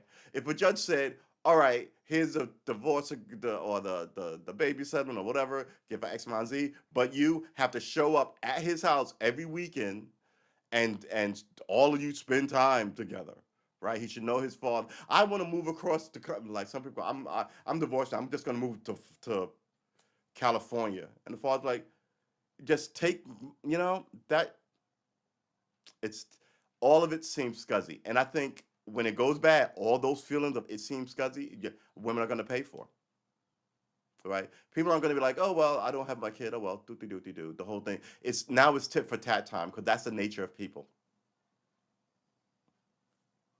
That's the nature of people. Are you looking forward to Obi-Wan Kenobi starting soon? I haven't seen any of those. I don't have Disney Plus. My thing is, when I cut the cord, I was like, I don't need all these. I'm doing too much TV watching. I need to do more stuff. So back then, when I cut the cord, I began working out more and hanging out in bars more, talking to people more than watching TV. And now, all these years later, especially post pandemic, I feel like the uncool kid. Everybody's talking about all this cool stuff that I'm like, uh, I would like to have seen that. But I gotta tell you, I was sort of hit a wall with Star Wars with the Jin Orso saga, and I was just kind of like, all right, Star Wars movie a year. I'm like, all right. So that's when I sort of phased out. It's like Harry Potter. Like the first three Harry Potter books, I was like, okay. And then they were like, hey, a fourth and a fifth and a sixth and a seventh. And I was like, yeah, I think I've had enough. And then I saw the first movie, I think. And after they were like, oh, movie two. And I was like, yeah, no, I think I'm good. Um, it's like, I just heard that Netflix canceled Stranger Things. When Stranger Things came out, I was like, mwah, this is genius. I told everybody in my family, no. It's so like a 1980s. You got to watch it. Now it's just pablum garbage. I watched the first season and the second season. I did not watch the third season. Then I heard that they canceled it today, and I was like, huh. Hmm. I have to think that a really good show should have three seasons. A really great show should have five, and then you should do something else with your time. Supernatural, I've never watched. 13 seasons. 13 seasons? 10 seasons. 10 seasons. I was like, 10 seasons of sci fi hour long craziness. Wow. Okay. I like Star Trek, but I mean, Star Trek begins to get weary after season four, right? So yeah. And then they give you 5 years of decompression before they hit you with another Star Wars movie. Star Trek movie rather, before they hit you with another Star Trek movie. But the Star Wars movies are relentless. They're coming like the biblical verses. And I'm like, I'm not trying to know so much lore about Star Wars that it surpasses actual lore of things in the real world that I should know about, like World War II, right? So I know enough about the Battle of Yavin and all these war heroes, like I said, Solo, Urso, and all these. And I'm like, maybe I should know more battles of like, why Midway was fought and what was exactly the cause leading up to the bombing of Pearl Harbor because there were causes. Um, so yeah, that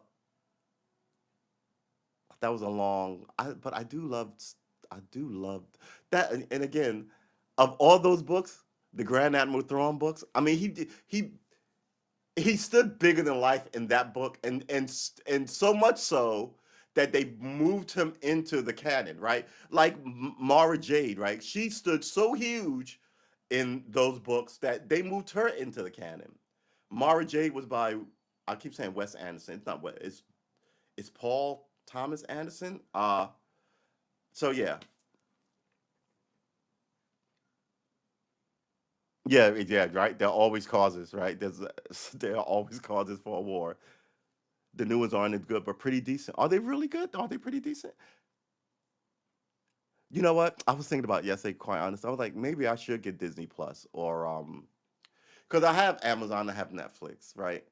Uh, I can get Disney Plus for $5, and I was like, maybe I do film reviews because that's what I was thinking. I used to, again, ex-film guy here used to work for HBO and did some Paramount stuff and made some movies with some people, and I really enjoyed it. Right, I love being a PA on these movies, running around trying to do these things. Um, saw at one point saw like all the movies at my local multiplex for like a year. I love movies, right? Um, what slowed me down is this pandemic. So maybe I will get back into movies. Thorn will be in the newest Ashoka series. Yeah, Timothy Zahn. Disney Plus is good. Have you seen Boba Fett? I haven't seen Boba Fett or The Mandalorian. Obi-Wan comes out on the 27th. Yeah, Ted was telling me I should get it. He was telling me that like last year. And I was really interested because I'm sort of interested in making films. You haven't seen it, but I'm still slowly getting a small film hutch over here going. It's supposed to be up in August, I think, because in June I'm going to start actually streaming me trying to learn the piano because it's a year out for me trying to learn the guitar, and I didn't want to do both of those things. So yeah, I'm trying to pour shit in my head as opposed to put occupy the space with corporate TV, right? You can make your own TV. I'll watch, right? And who knows? Maybe it'll take off. Um, but yeah, get in the game. Know what they're doing and then do it yourself.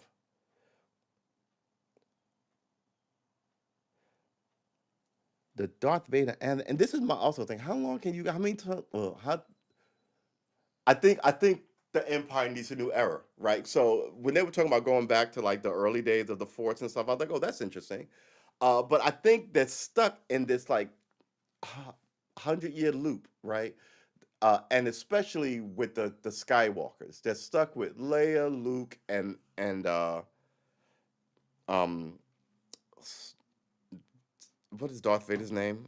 Uh, and by the way, you don't really realize it till the sixth movie, but those movies are Anakin. Thank you. Those movies are really Anakin Skywalker's life story. He's in all of them. He's the only character I would say that figures prominently in all of them, from the A New Hope down through when they kill him off, Revenge of the Sith, Return of the Jedi, Empire Strikes Back. Hold it, there was right New Hope. He wins, he gets a medal. Return Empire Strikes Back, he loses his hand, right? Return of the Jedi, he saves his father, right? Okay, so that whole arc, you think it's about Luke, but it's really the presence looming large offset is Darth Vader, and then all the other stories tell you essentially the biography of Anakin Skywalker, right? He grew up as a slave, what happened to his mother, why he got on this path, why he fell in love with this woman. They had children. He was supposed he was a monk, uh, caused him to do like whatever his mental issue caused him to do this dark thing and give up his values and become the bad guy. But while you're watching this, you don't know this. And this is I mean, that movie caught me like I said, I've written scripts before and poems before. It's all over the place. That movie had such a profound effect on me as a kid. And I grew up loving the 1930s serials, right? So, when will, and they were in reruns when I had it, right? And they were the stuff my dad watched, so he liked them too. So, like the Superman cartoon by Max Fleischer, right? Which is on not YouTube, but it's on Amazon, which is mwah, right?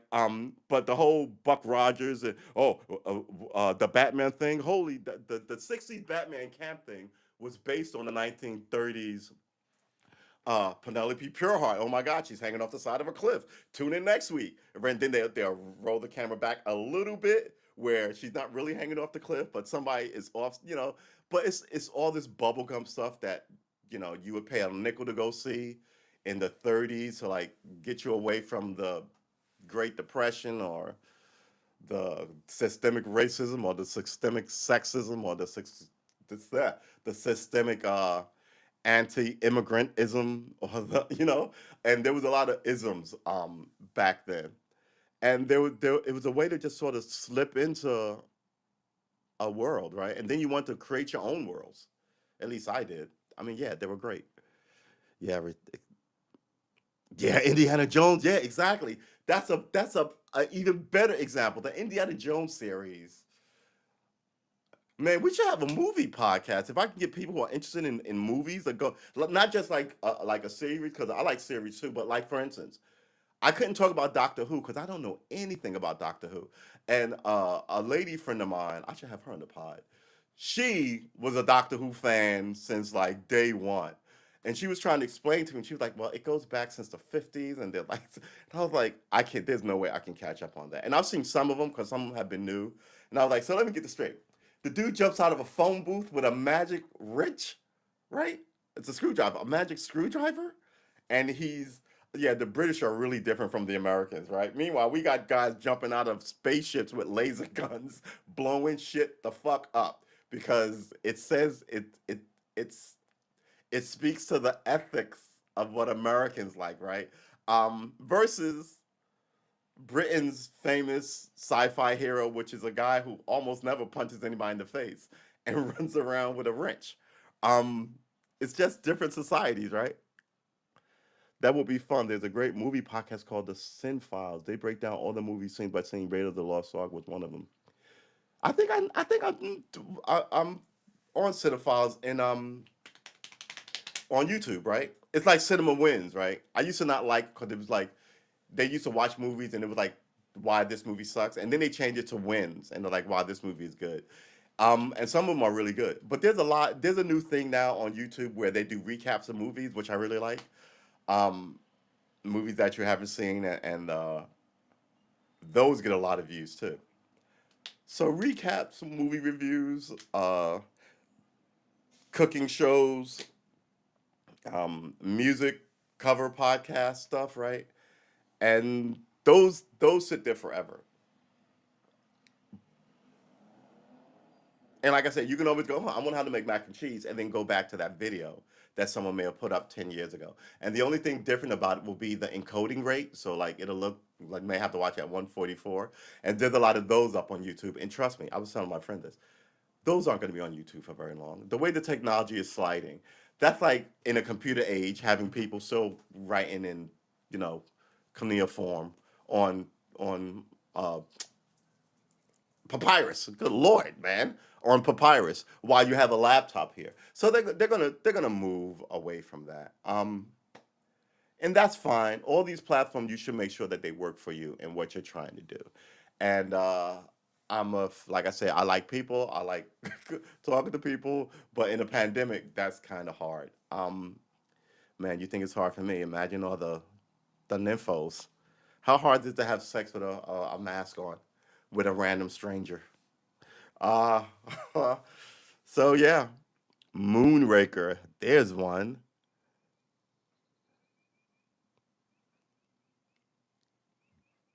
My favorite James Bond movie is The Spy. Everyone has one. Is The Spy Who Loved Me because I mean I saw James Bond on TV, so I didn't get it. I was a kid. Spy Who Loved Me came out in like '78. I think I was like maybe '77. Not hard to figure out. We can find it. uh, when was The Spy Who Loved Me released? They're not gonna know this. The Spy Who Loved Me was released August 3rd, 1977. Okay, so um, I saw that in the theaters with my big sister. It was one of those we all went to see it because it was a thing, but you were too young to know it was a thing. But apparently James Bond was a thing, and the new Roger Moore was like all cool and everybody liked him. So my sister took me, my little brother, my little sister, my older brother I think went. So it was all the kids, and I was just kind of like, when the car drove into the water, I was just kind of like, I could not get. I was spy movies. I can't. Okay, I don't really know what a spy is. I'm like 8. Um, I think they're government people who don't wear like they're like military people. I don't know what they are, but this told me, spies get to kiss the girl and drive fancy cars, and they get to do all this exciting stuff, and you don't know how they put this together. It plays on you, right? So when the music kicks in, you're like it triggers you like Pavlov's dog to like the excitement moment. That moment kicks in that ding, ding, ding, ding, ding, ding, ding, ding, ding, right? That slow bass run up, which I should probably that's probably something I can learn today. Dun, dun, dun, dun, dun, dun, dun, dun, dun, dun, dun, dun, dun. That sounds like 6 notes. Are we gonna look up how many notes that bass run is? We could probably. Do I want to look it up off? I was looking at this thing, was like, if you want to develop your ear, listen to it and try and work it out yourself. I don't sort of want to do that with you guys now because this is supposed to be a Goodbye Haps podcast. But I do want to know what that bass drill is. Dun, dun, dun, dun, dun, dun, dun, dun, dun, dun, dun, dun, dun. Mm, mm, mm, mm, mm, mm, mm, mm. Bump, bump. That's two. That's one. That's another one. Uh, uh, uh. I think there are five notes in this. It might be seven, but I think it's five. There are several repeats. Um, Bond intro. No, that's the Bond intro is da da da da. Doom. What is the have I got the what is the Bond? Dun, dun, dun, dun, dun, dun, dun, dun, dun, dun, dun. That is not the one. The Bond intro is different than that Aeroflex camera shutter, right? That they don't even use. Well, no one uses those anymore, but they're still a Bond staple, right? If it was true, it would just have to be like a picture going, and then the movie would start. Uh, what is the base lead up to this thing? Yeah, not. Oh, hold it.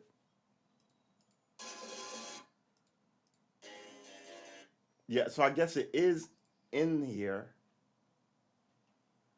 We're not streaming to YouTube, so we might be able to get away with this on Twitch. All right, so now you know what we need.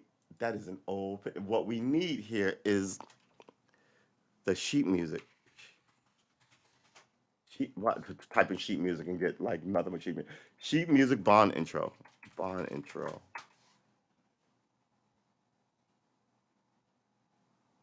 Come on, man. Why is my typing so bad? Bond intro.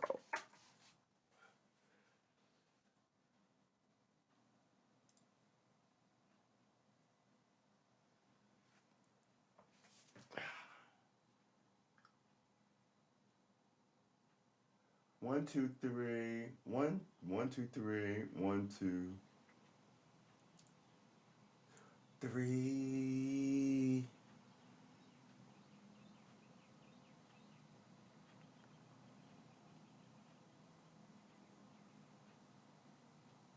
1, 2,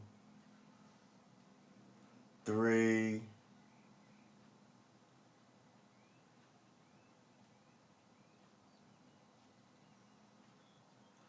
4. It looks like it's 4. This dun, dun, dun, dun, dun, dun, dun, dun, dun, dun, dun, dun, is all a G and an F. G F F F G G F F F. Okay, all right, fine. Where was I? Hey, Stevie Wonder, good to see you in the chat. On this, the last day of a great day. for a restreamer. We are gathered here in these hollow times to remember our friend, the Happs restreamer. It was there for us when it wanted to be, and we appreciate it and them. And we take this moment to bow our heads to light this joint,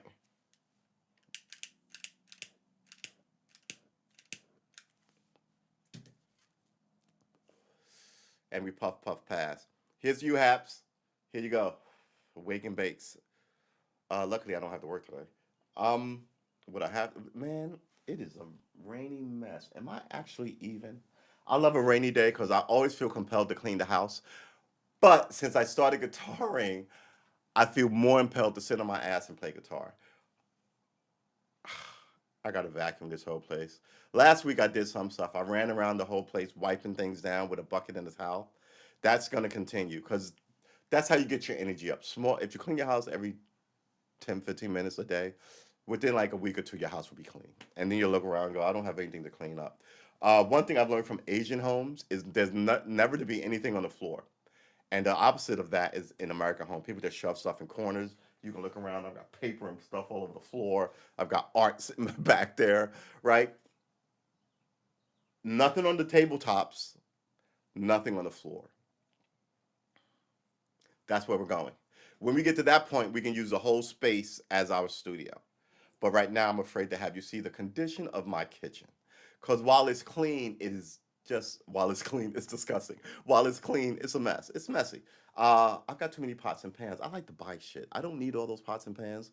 But man, it is fun to rattle pots and pans. It really is. So I have a nice giant crock pot, and I have another version of the same crock pot that's smaller that I've never used. I was going to make it for rice.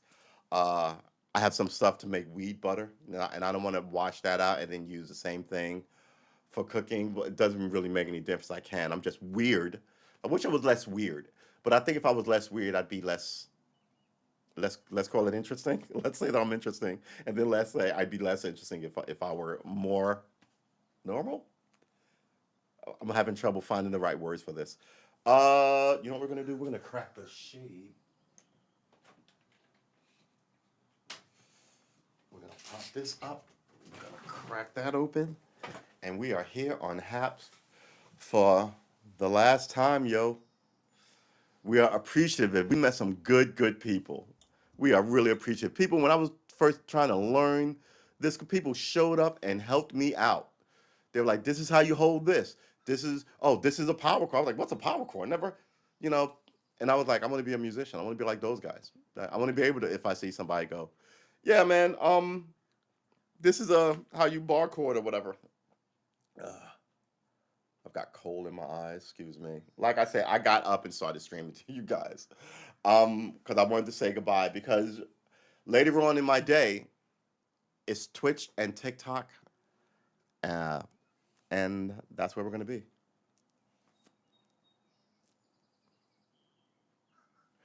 It was awesome meeting you, Thrawn. Thanks for coming through. I love talking Star Wars with you. It's so good. Thanks for subscribing, and yeah, we will see you on Twitch later today.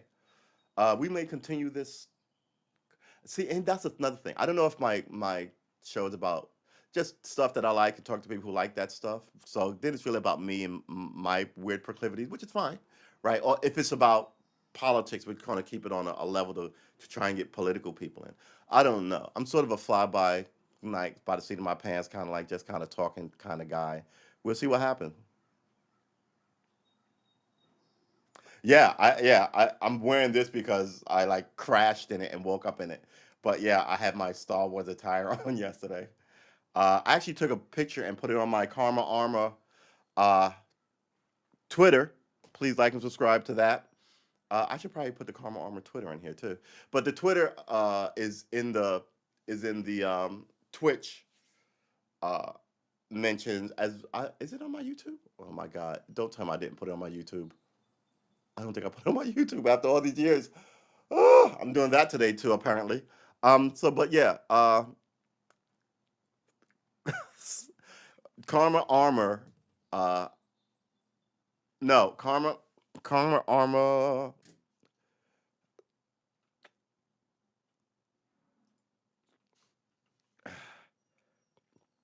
My Twitter is Karma Armor 2. But there's another Karma Armor. Karma underscore. Where's my phone? Good lord.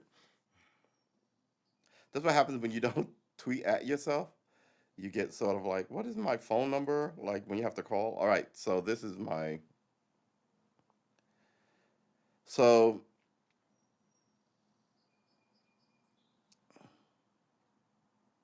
it's Karma Armor, one word, two. So there's another Karma Armor.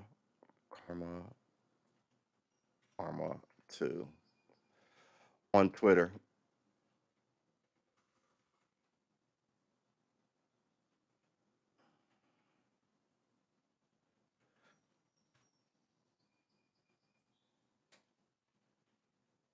So it looks like this.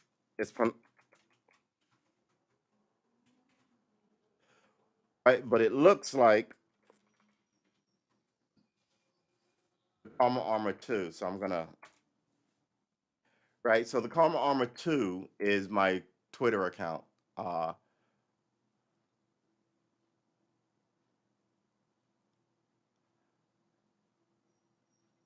oh yeah, the Extreme Pro. Yeah. I mean, I've had it for a while. It holds up.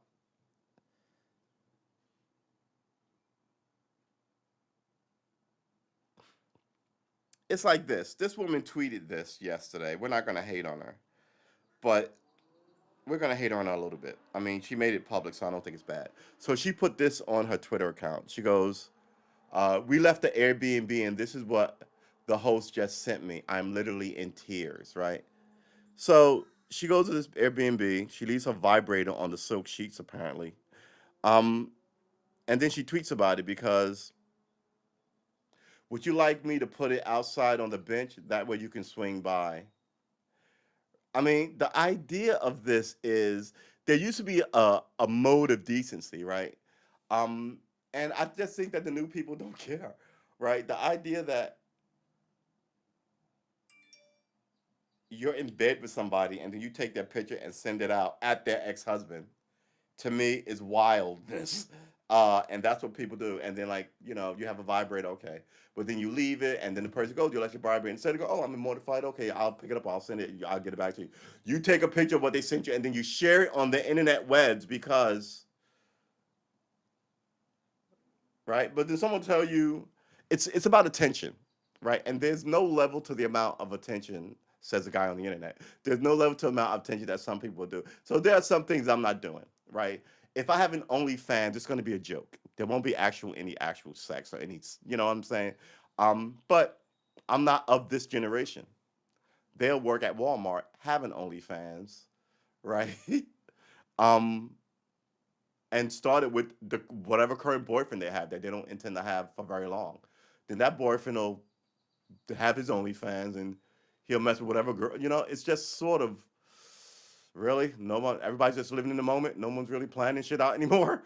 No one's thinking about how this is gonna affect you when you're 35 and your tits aren't as high and tight as they used to be, right? Or your balls aren't as, or your penis isn't as standy uppy as it used to be. I just it's their generation. They get to knock it out. Yeah, that's why I have it. I have it for playing. Uh. You know what? Maybe we'll. You know what? Maybe we'll play some Tie Fighter tonight. Um. Yeah, I have. We went through my some of my Steam games yesterday. Because yesterday was a Star Wars sale. Yeah, it's one of the best flight sims is X-wing Tie Fighter from the early '90s. They gave the little book where you could read about your mission. Like you could play these missions over and over again. You could set the thing to indestructible so you could blow up a battle cruiser, right? But yeah, it taught you these World War II military flying techniques that are still used today, like corkscrews and diving in on people. And it's weird because I'm better at space flight sims than I am at World War II flight sims because I think there's a gravity component in the game, right? And there isn't in the space flight sim. Um, and I get weirdly disoriented when I play Flight, and I have some too. But yeah, I love those games. I played the most, the most. Me too. I'm so much better at Space One, especially Tie Fighter with 360 radar. Yeah. Yeah, you know, maybe we'll play Star Wars again. One and I play a lot. I played a lot of games throughout my life. It's in my top five best games. I thoroughly enjoyed that game so much. Played it multiple times. Uh, Adjusting the power with the shield weapons, the whole front just kind of spritzes out. You can't read anything because the dashboard is destroyed, and then you manage to somehow fly back. I will say one thing that was a little confusing: the hangar bay had all these doors, right? So you could get a little confused, but then they gave you these medals. They're going to watch your medal cluster. Oh, who doesn't love video games? Oh my God. All right, it is 7 a.m. So I think we've been streaming for about, I want to say, an hour and a half, 2 hours, right? Yeah, absolutely. Yeah. Uh yeah, I might play that tonight. You relit how much the memory of how much fun I had playing that game. And it used to be late at night. I used to take my dog out for her last walk, which is about at 10 p.m. Uh, take her out, walk her for about half hour, 40 minutes. Get back around 10:40, pour something, roll something, and then sit down, go whiz, because I was gonna be there for like 4 hours. Sit down and start playing. And then Sydney, my dog, would come and she would lay on. She was a Belgian Malinois. She would lay on my feet and just stay there for like 3 hours, and just to make sure I didn't leave her. She would do this thing, uh, where we were in the park, where she would stand next to me and she would put her paw on the top of my shoe. And everybody was like, "That is so weird. Why does she do that?" And I'm like, "She doesn't want me She doesn't want me leaving. That's essentially it." Uh, and when I would sleep, she would like, "Oh, I miss that dog so much." She would like lay across my feet under the table. I had to change the wires so she wouldn't like pull stuff out. So yeah, dogs are awesome. If you have a dog, God bless you. You're good people. Um, yeah, the memories of yesteryear, right? Uh, yeah. All right. Now I'm getting all misty because of this dog. All right. So we are gonna end the stream here. It's 7. I guess we're gonna do what we normally do about this time in the morning. We're gonna have coffee. We're gonna ask you to like and subscribe. Like and subscribe. We're gonna have coffee, and then we're gonna have the morning routine of light workouts, deep knee bands, push-ups. We're trying to do more of that every morning. Uh, as we watch Gail King be fucking infuriating. She's the worst. Why do I watch people that I hate on TV?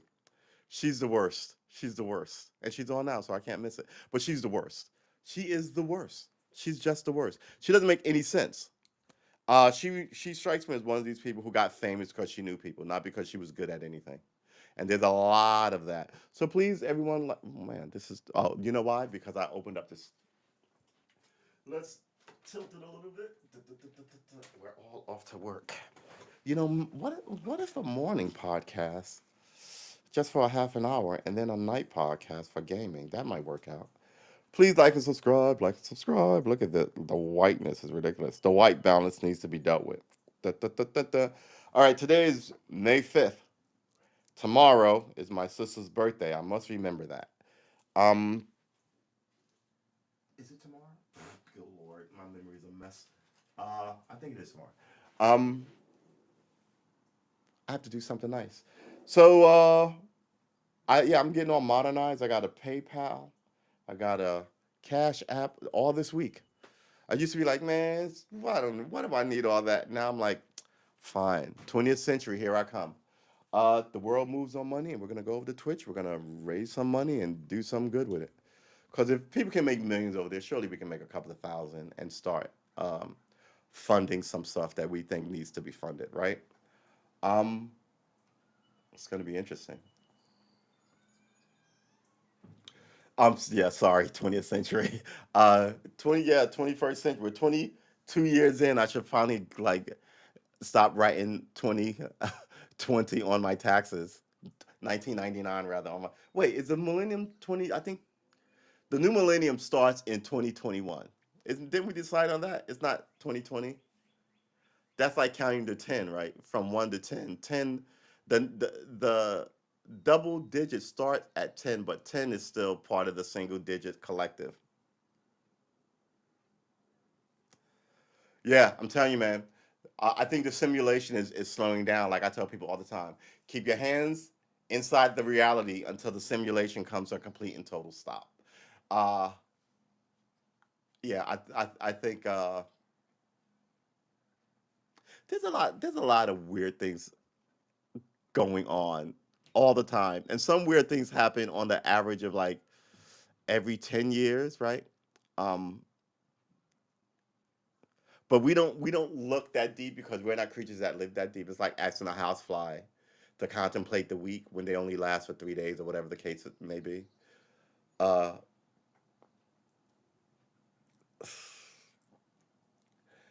I'm trying to remember the name of that thing. I can't even pronounce it. Is it Awama Mama Mua or whatever it was that came through the cosmos? It was long. It wasn't even like round like a comet. It was just like a long cigar, giant, weird penis thing floating through the cosmos. And you're like, huh? And all the scientists are like, yeah, that's the first interplanetary thing that came from another galaxy. And I'm like, how do you know that? Everything goes whipping through here. Isn't How do you know what's from this solar system and some other solar system?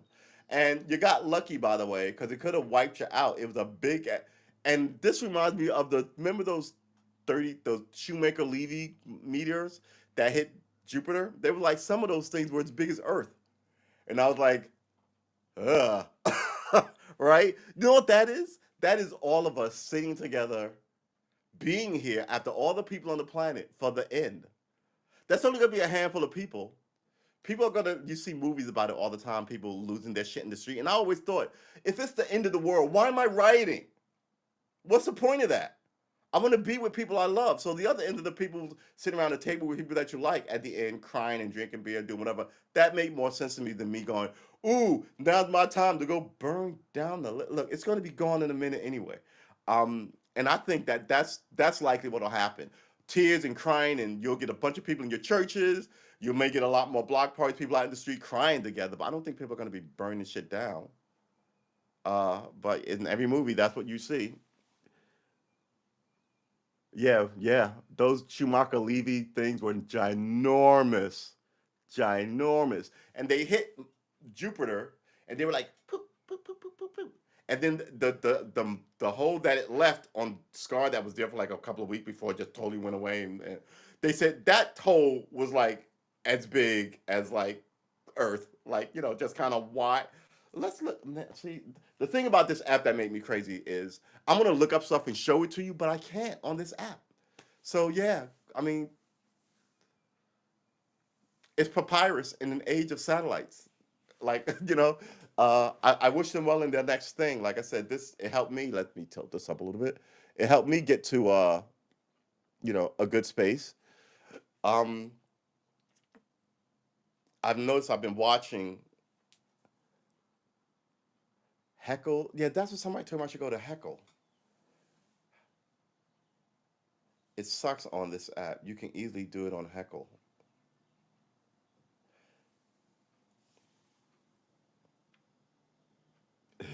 Yeah, exactly.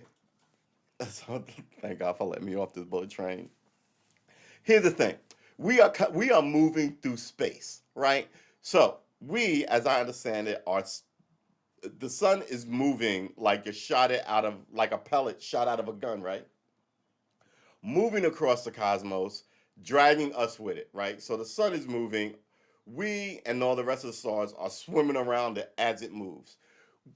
What is that Willy Wonka song? We don't know where we're going. um, we have no way of knowing, so we don't know where we're going, right? And as far as we know, we could be moving across traffic, right? It's just an amazing thing to think about. Um, because as a kid, you think we're just stationary in space and everything is moving around, and we're just here in our galaxy. But the whole thing is just kind of like You know what it's like? It's like the biggest glass of milk spilt and running across the table, and you're a bubble on it. And you live on that bubble, so you don't realize you're moving, but you're eventually running across the table over the end into the floor, but you don't know that. So for all we know, we could get to the end of the cosmic wall and bump into it, and right. They're talking about in 5 billion years anyway, the galaxies will swirl and clunk up. But then someone told me, well, 5 billion years in the span of galaxy is like that's gonna happen in like 6 months. All right. I'm like, huh. So we're not gonna be here for much longer anyway. I mean, 5 billion years is a nice long time, don't get me wrong. But after that, then we're gone. And I used to think, what if there were people here before and then we were the last ones? And I don't mean on the planet. I mean like maybe Mars was giant flourishing wonderfulness when the sun was smaller, right? Before it got big, and now Mars is a burnt husk. Sun's gonna get big again, it's gonna swallow up to Venus, right? Mars, Venus, right? It's gonna swallow us up. Who's behind us? It's my very educated mother, just right. It's gonna swing out to Jupiter. But the idea is that yeah, we got 5 billion years to get off the planet. But if you look at it like that, you won't get off the planet, and then you will eventually be the next generation of monkeys in the great Armageddon that is the sun exploding. Because the man-made Armageddon you did was with nuclear weapons, right? All this go to Mars shit, all this go to the moon shit is bullshit, right? You can't go to a place where you can't live. I want to step outside and have a smoke, right? If that's the case, why don't you just keep them in Antarctica? They can't leave out. They can't step outside there either. You could put it in the Sahara. People could step outside for not for very much longer. So here's the thing, as I see it, as a science fiction guy who loves science fiction, this is the way I see it. You need to be able to get people beyond the radiation belt. That's the first thing. Second thing, you need to be able to have an engine uh, to get up to extraordinary and astronomical speeds, right? But before that, that's thing three. Thing two, you need a fuel source. It can't be liquid, right? Um, and it has to be either long lasting, like let's say radiation lasts forever, right? 100,000 years or whatever. If you could take radiation uh, trash, make it a pellet, stick it in the engine, and over the course of 100 years or 50 years or whatever, uh, it consumes all that energy, then that would be the battery. Right now, you have nuclear uh, submarines. They run on nuclear energy, but they still create nuclear waste, right? So, could you make a ship that runs out into space on nuclear energy? Yeah, I'm sure you could. It'll be a battery forever, right? It'll last 30 years or longer. But it doesn't get you any faster to where you're going. And you need to get people from here to, let's say, the Andromeda Galaxy, 24 million light years away. How far is the Andromeda Galaxy? How far is the Andromeda Galaxy? The answer I found is 9, 223, 372, 036, 854, 775, 807 miles. It's 2.5 million light years away, and I said 24. I was way off, but still 2.4 million better. Whoa! But we still need to be able to get there. Yeah, exactly. They be sending you to some hot hell place where you have to stay and you can't even leave. Yeah, we'll send somebody for you. What? If you did anything, it seemed like you put a prison there. Super unescapable sci-fi bullshit, right? Um, or you put a lab there where you did experiments there that like that Higgs boson thing you want to do. Maybe the gravity's lighter. Uh, maybe you want to open up a black hole here on Earth in England. Um, yeah, that whole thing. Let's check the chat. Uh, Periscope. At some point, expansion has to turn into contraction. Yeah, I agree. Or if it doesn't turn into contraction, it keeps expanding and sort of obliterates itself into nothingness as it moves out into ever expanding space. You become a thing, you know. It's like you being part of a group, right? you're a New Yorker, there are 10 million of you, but once and there's no place else in the world. Once we spread you out across the globe, right? You may be one, and the next person may be 10,000 miles away from you, right? So that you cease to be whatever you once were. You become sort of cosmic dust, right? Every dust was always once bigger shit. There's dust in this house that was part of me at one point, and there's dust in this house that was part of the trees, the pollen, right? You sort of just into nothingness, into the ether of it. Oh, that's a good story. We're all actually Martians. Martian came here at the destruction of Mars and brought some weird animals with them that we can't explain. And then those animals died out because the climate was weird. And we call them dinosaurs, but they're really Martian dogs or some shit. Uh, every time there's a giant discovery, it doesn't really change anything. They found those scrolls in the 70s when I was a boy, and I thought, oh, this is going to change religion. It didn't change. They didn't go, wow, we were wrong about this. We still believe in God. We're going to adjust. They didn't change any of the books. They just kept it moving and kept taking money. Religion is a way to control you. You should be spiritual and have a spiritual connection to God. If you believe in God, I try and have a spiritual connection to the being himself, herself, itself, versus having to go through fucking Al Sharpton for salvation. All right. So don't even get me started. Um, I think we're all spiritual. I think we're all musical and spiritual. And I think the further you get away from those things, the more of a mess of a person you become. Hey, Michael, good to see you. Uh, I wanted to stop in on Haps on its last day, and I'm glad I saw you. When I popped in, I saw you were streaming. And I wanted to wish you well on your next endeavor. Are you going over to? I think there's a new streamer. Are you going over there, or are you gonna take your talents to some other app? The molecules you buy are the same molecules that make up the planet and the nebulous. Yeah, you're made of stars. You're made of the same stuff that makes up the stars you're made of. I used to say that all the time when we started the podcast. If you go back and look at some of the early podcasts, I say that all the time. Strange World. See, there's a bunch of Star Trek, Star Wars stuff. 12-year-old me will be just walking around with a permanent erection at this good news, right? But now, older me, I'm just sort of like, Twitter Spaces, YouTube, buddy. Oh, you're going to Twitter and YouTube? Okay, all right, excellent.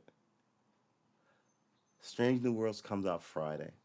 Yeah, Ted was telling me I should get some of that good Disney Plus magic. Um, Captain Christopher Pike. Yeah, there's a story that I think took a long time in telling. Star Wars has been popular for like 40 years, and you're finally getting around to telling the story of Christopher Pike because that's one of the things. Even as a fan, I was like, okay, Captain Kirk, I get it. And then they went back to backstory. Oh, Pike, and then Spock, who looks a little different. You're like, all right. And when they started branching out, growing the story, the first thing I thought was like, okay, why don't you ever go back to that world? What happened to Pike? Did he have kids? And then they just decided to just make it perpetual 1960s. I will say this: the Star Trek movies I would consider them a failure. They're not making any more of them, right? None of the actors want to come back. And mind you, you had a death, right? Anton Yeltsin.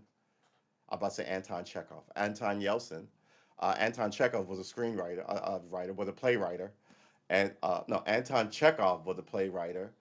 Anton Yeltsin was the actor, but Chekhov was the character's name in Star Trek. So I just kind of had a weird brain kerfluffle. But when he died, people were like, and then they had issues with the script, and they were like, yeah, I'm not really invested in this anyway. I've made my two movies franchise deal of this, right? These the actor who that wasn't the actor's name Pike as well. Who's the name? What was the name of the captain of the end of the new movies? The actor who played Captain Kirk in the newer movies for the when the captain of the Enterprise was freaking 25, and I was just kind of like Pine. Okay, it's not Christopher Pike, it's Christopher Pine. Right, who's is a son of Good Gutierrez and Chips, right, from the 70s. So the nepotism is ridiculous. And he wasn't really that good an actor. Uh, Handsome. Okay, let's go with handsome. Hollywood deals in handsome. Hollywood traffics in handsome, as we say in the business. So yeah, but I don't think he was that good an actor. And then it became all about the drama of the actors. Like Spock then came out as gay, and everybody had to take applause for him. And then they came up with this weird Spock Uhuru relationship that was weird. Meanwhile, Spock was a horny dog banging everybody. I'm like, where is the HR freaking agent on this starship? So it just got goofy. It struck me more as Star Trek in college than Star Trek as a military agency. And Star Trek is supposed to be a police force, right? Gene Roddenberry was a cop. He based it on police work. He didn't base it on military work. Um, he based it on like having to go out in your patrol car with a whole bunch of people, or essentially your patrol precinct with everybody fixing it and then coming back to a local thing. But since we're a military society, it was easy to just kind of go, oh yeah, military, especially since the rankings are all naval, right? I don't know if they won't. They didn't make a Deep Space Nine movie. I don't know if they won't. Walter Koenig is the best Chekhov. Yeah, yeah, those original guys, man, and they fell apart too. They all ended up hating each other, right? Did you enjoy the Abrams Star Trek Star Wars movie? No, I think Abrams ruined both of those franchises. I think going back to making a weird time thing to make everybody 20, but you want to keep it cash, so you bring the original Spock back, right? Just to sort of like tie everything into this thing. I thought that was lame. And I just think he destroyed Star Wars. Too much lens flare and CGI. And look, listen, if your bad guy has a weapon that destroys planets, he's too powerful. Who can who can who can stand against that? Right? Even in our society, the bad guys have a nuclear weapon, but we have one too. Right? If the empire was like, I have this power and I would destroy your planet, you better be like, we have one and we would destroy your planet. And he'll be like, all right, everybody calm down. We don't need to go. Right? If he's just going from galaxy to galaxy, destroying civilizations essentially, why isn't all the other galaxies instantly in this thing to kill him? Or at least to search that weapon down and attack it in mass. It didn't make any sense to me. It just seemed stupid. It seemed like the kind of script that 12-year-old me would have written, right? And mind you, the Death Star laser thing was bubblegum candy in a bubblegum movie in the 70s, right? Based on 30s kind of stuff where the bad guy was going to come and enslave Earth or destroy Earth with a death laser and all this. So after making it for 20 years, you can't keep having that angle. That should have been a one and done, and then other shit should have happened, right? Um, and you made two. How much were these things? How? Look, if you can make more than one, why don't you have 10? And solidify your control over the empire and the, you know what I mean? I just think he ruined it. I think he ruined it. I think the premise of it was like, oh boy. Um, I just think he ruined it. It's like when you see movies where there's no way out and then the cavalry comes in. That's the way to save the story. You go, if the cavalry could come in, why didn't they show up 10 minutes ago when all the people were alive, right? Um, a part of that is in Shaun of the Dead, right, where at the end the army comes in and they run across the other people that had survived, right, the other versions of them who also had survived. uh it's like, oh look, they should die. Oh, wait, here comes army down that street, one truck, right? No helicopters. Like they saved us at the bar. I mean, there should have been for that scene to work. In the background, you should have seen a whole bunch of other people, a whole bunch of other people being rescued from bars and sandwich shops and their hotels, right, and car parks, and then you go, oh, they came in to rescue this town, but no one like this is these are what you think of when you write scripts and screenplays. No one's gonna buy that. Is anyone gonna buy that? This is stupid. How do you write a good one? Um, but I'm sure he had the deal already. They were like, yeah, $20 million to write. It's got to be done by Tuesday. Well, I haven't read. I got 3 days, 3 hours to finish it. Chop chop chop chop. Because if you really think about it, his movie was essentially the same as New Hope. It was the same movie. It was the same stupid movie. At least the Jin Urso movie was interesting, and it told us how they got these plans, and who the players were. Right, even though that was a little corny. Then they killed Han Solo for no reason. They killed Han Solo like they killed uh, uh, what's her name on Next Generation? Toth, right? Tasha Yar, right? Just randomly and ridiculously just wiped out a major character, and you were like, really? Why? Just because you were sick of him? Just because, right? It doesn't make any sense. Let's check the chat.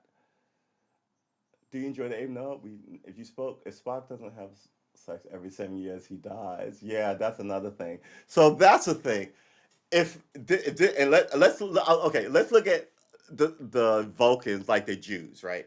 So the Jews have to not take the sub, not they have to be home or not take a bus or a train, or a subway. I forgot the name of it. I want to say Yom Kippur, but I could be wrong. But anyway, whatever this is, what their holiday is, if this was space, that's like saying, okay, we know that we have the Jewish community, they have to be home by X or a on planet side by X. So you would figure that into this life, right? So now we go back to the Vulcans. The Vulcans need to have sex every 7 years, or they get really violent, and I mean really violent. So why wouldn't you have a few Vulcans on your ship, and then when it's time for them to bump violent and aggressive uglies, just go, all right, nobody goes into the gym. We've stocked it with fucking. There's no knives and there's nothing sharp. There's a whole bunch of fucking water that so you don't get dehydrated, right? Well, yeah, but I'm assuming that it's a religious thing, so I'm not gonna throw the holodeck in there. But I'm thinking you've got other people in Starfleet, right? Put more of them on the same ship. If that's a thing, then go, okay, well, Palm Far's coming up in a week.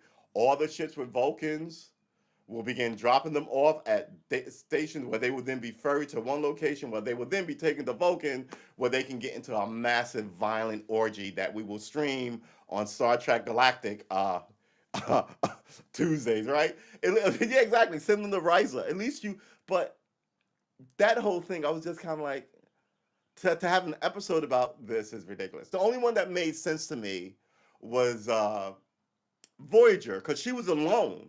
Actually, she wasn't alone. They were other Vulcans. She was just snotty about it. She was like, I'm not going to bang you. But here's the thing, it's sort of like dogs in heat. I hate to say it, right? Um, but then she put on this air of modern civilized society on it. And that's another thing I had a problem. So if the Klingons are ultra violent, how come the Klingons don't get into more skirmishes in Starfleet, Star Trek, right?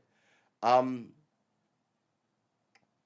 I don't know. I just think that you build your world and then you ignore large problems of that world. World building, and if you've ever written a story, you have to world build. So you have to write, all right, in my detective novel, right? Um, there are no guns, right? Something happened to the bullets, and there are no guns in this world. And then you got to come up with why there are no bullets. Someone owns all the gunpowder and made gunpowder ridiculously expensive, so only really the military and cops can have guns, or whatever. But that's world building. Why? Okay, 'cause somebody would go, "Well, why don't they have guns?" You have to have a good answer for them.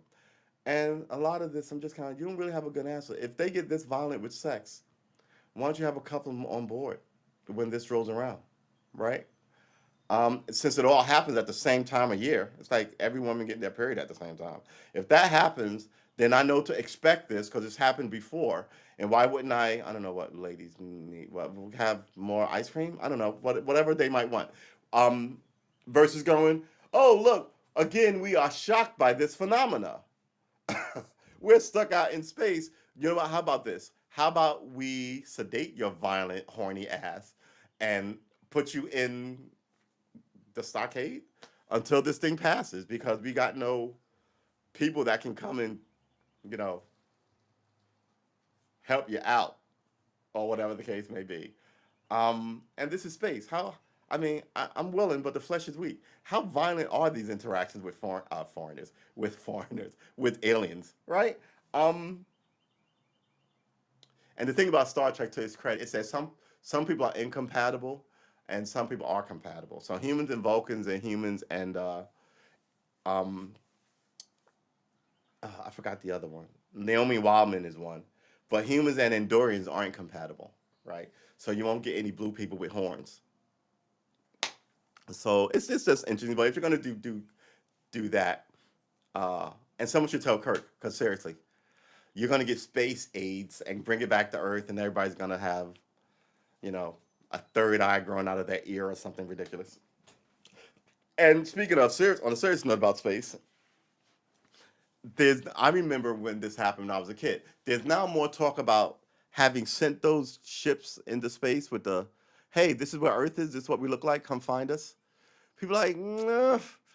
There was a debate about it years ago. Now people are openly going, yeah, we think that was a stupid idea in hindsight.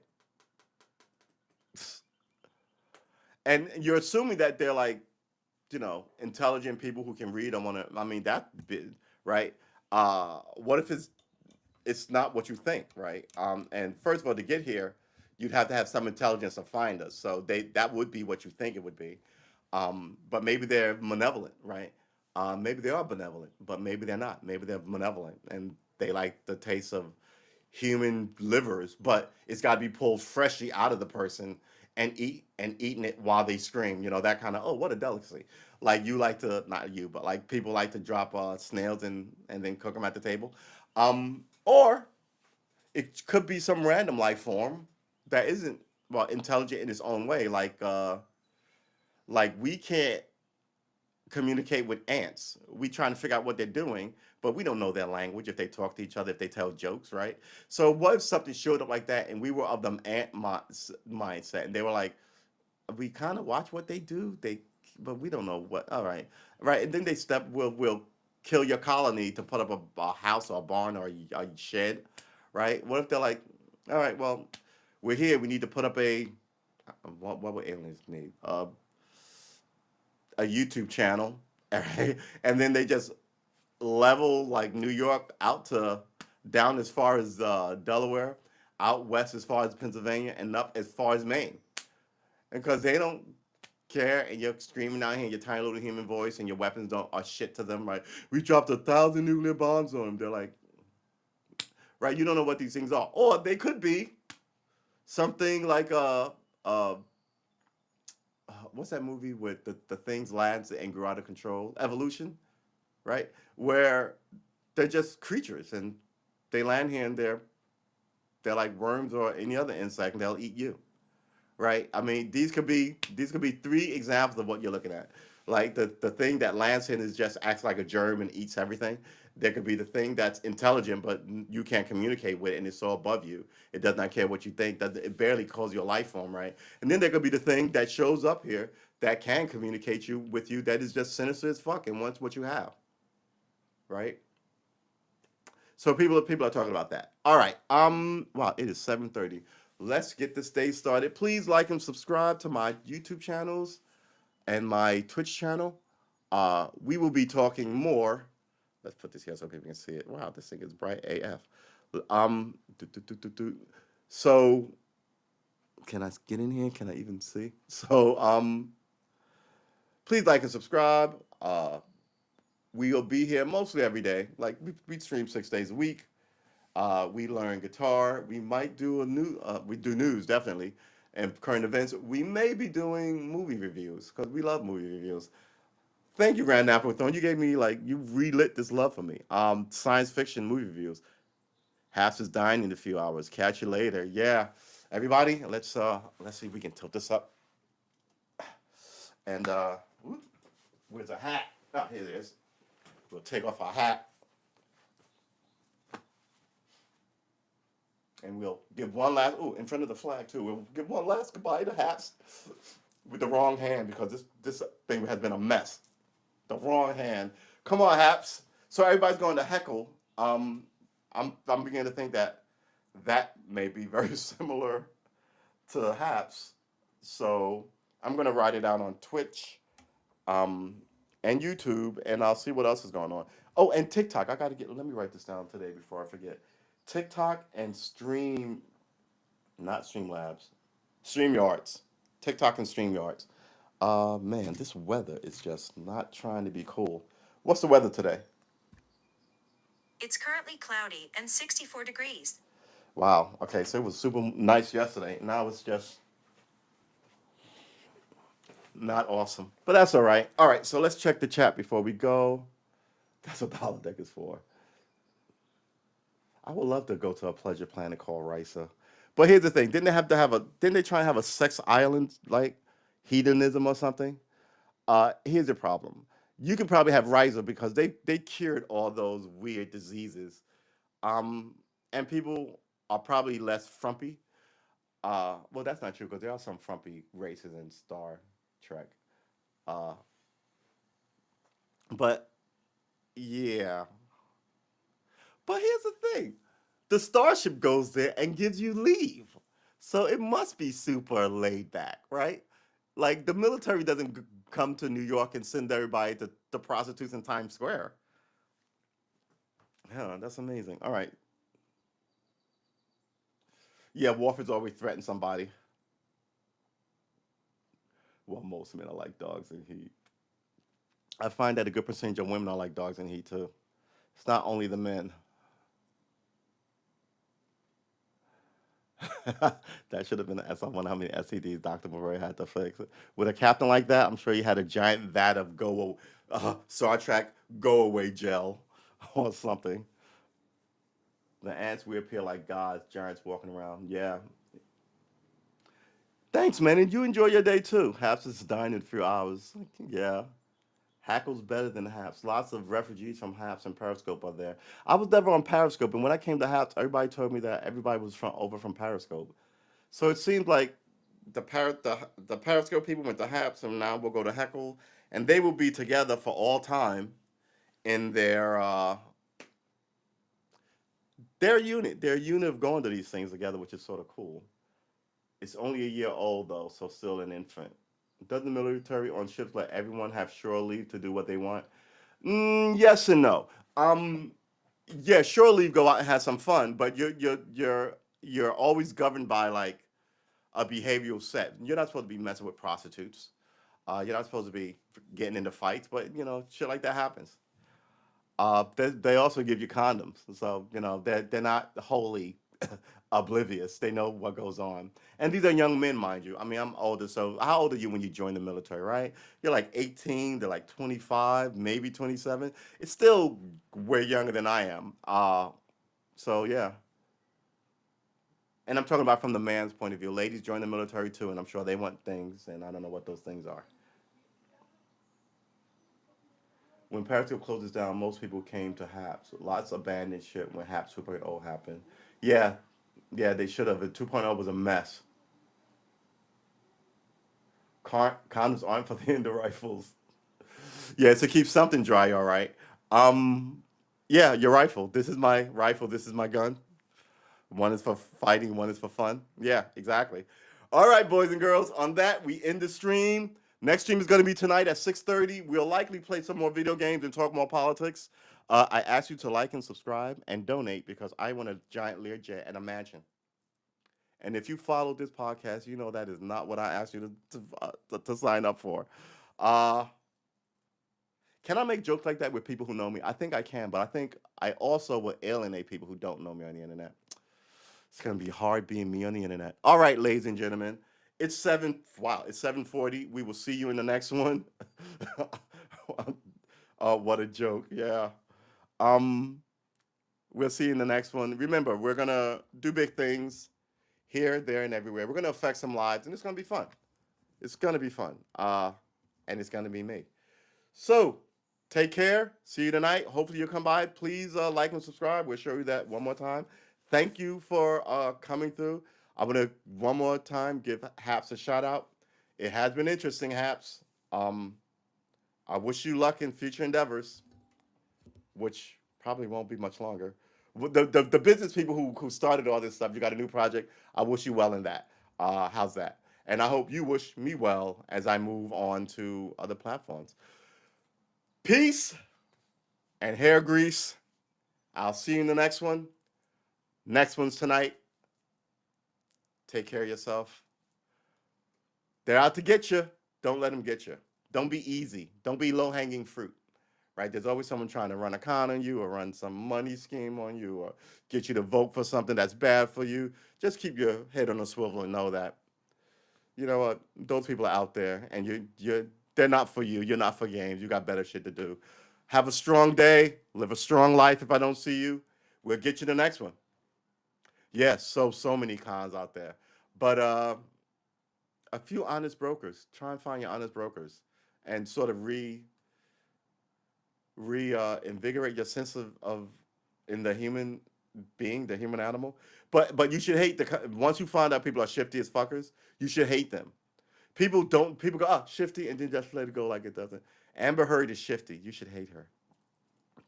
Johnny Depp looks to be innocent. You should have more kindness and love for him because God forbid if it happens to you, you want the people who did you wrong to be hated, and you want some love on your side if you've been wrong, right? So don't be the bad guy. Let's not be the bad guy. Be the bold guy. Be the wise guy. Be the strong guy. Right? All those things means you don't take bullshit for anybody, but you don't have to be the bad guy. And even if you're standing up, putting something down, doesn't mean you're the bad guy because someone, it means you're taking control of something you're not gonna tolerate. That's fair. This is what people do. But don't be we all know what the bad guy is. Don't be the bad guy. We'll see you in the next one. Let's check the chat before we go. Jokes are funny if people don't get them. Yeah, jokes are funny. Yeah, I mean, yeah, I would agree with that 100%. And even as we try not to alienate you, but if you're that touchy, we don't know what to tell you. So, and there are so many cons out there, so watch your head. Exactly. And report them. Please report them. True going for bonus time. Yeah, tonight will be bonus time, William. All right, ladies and gentlemen, that's it. Get some breakfast in you. I'm gonna get some coffee in me, and we'll see you tonight. Take care, William. As always, man. Grand Admiral. I love it. I love that name. Hopefully, we'll see you on Twitch. Thanks for subscribing. Everybody, Biz, thanks for coming through. Probably up in the Happs while he's brushing his teeth. Biz is always on. That's why we call him Biz.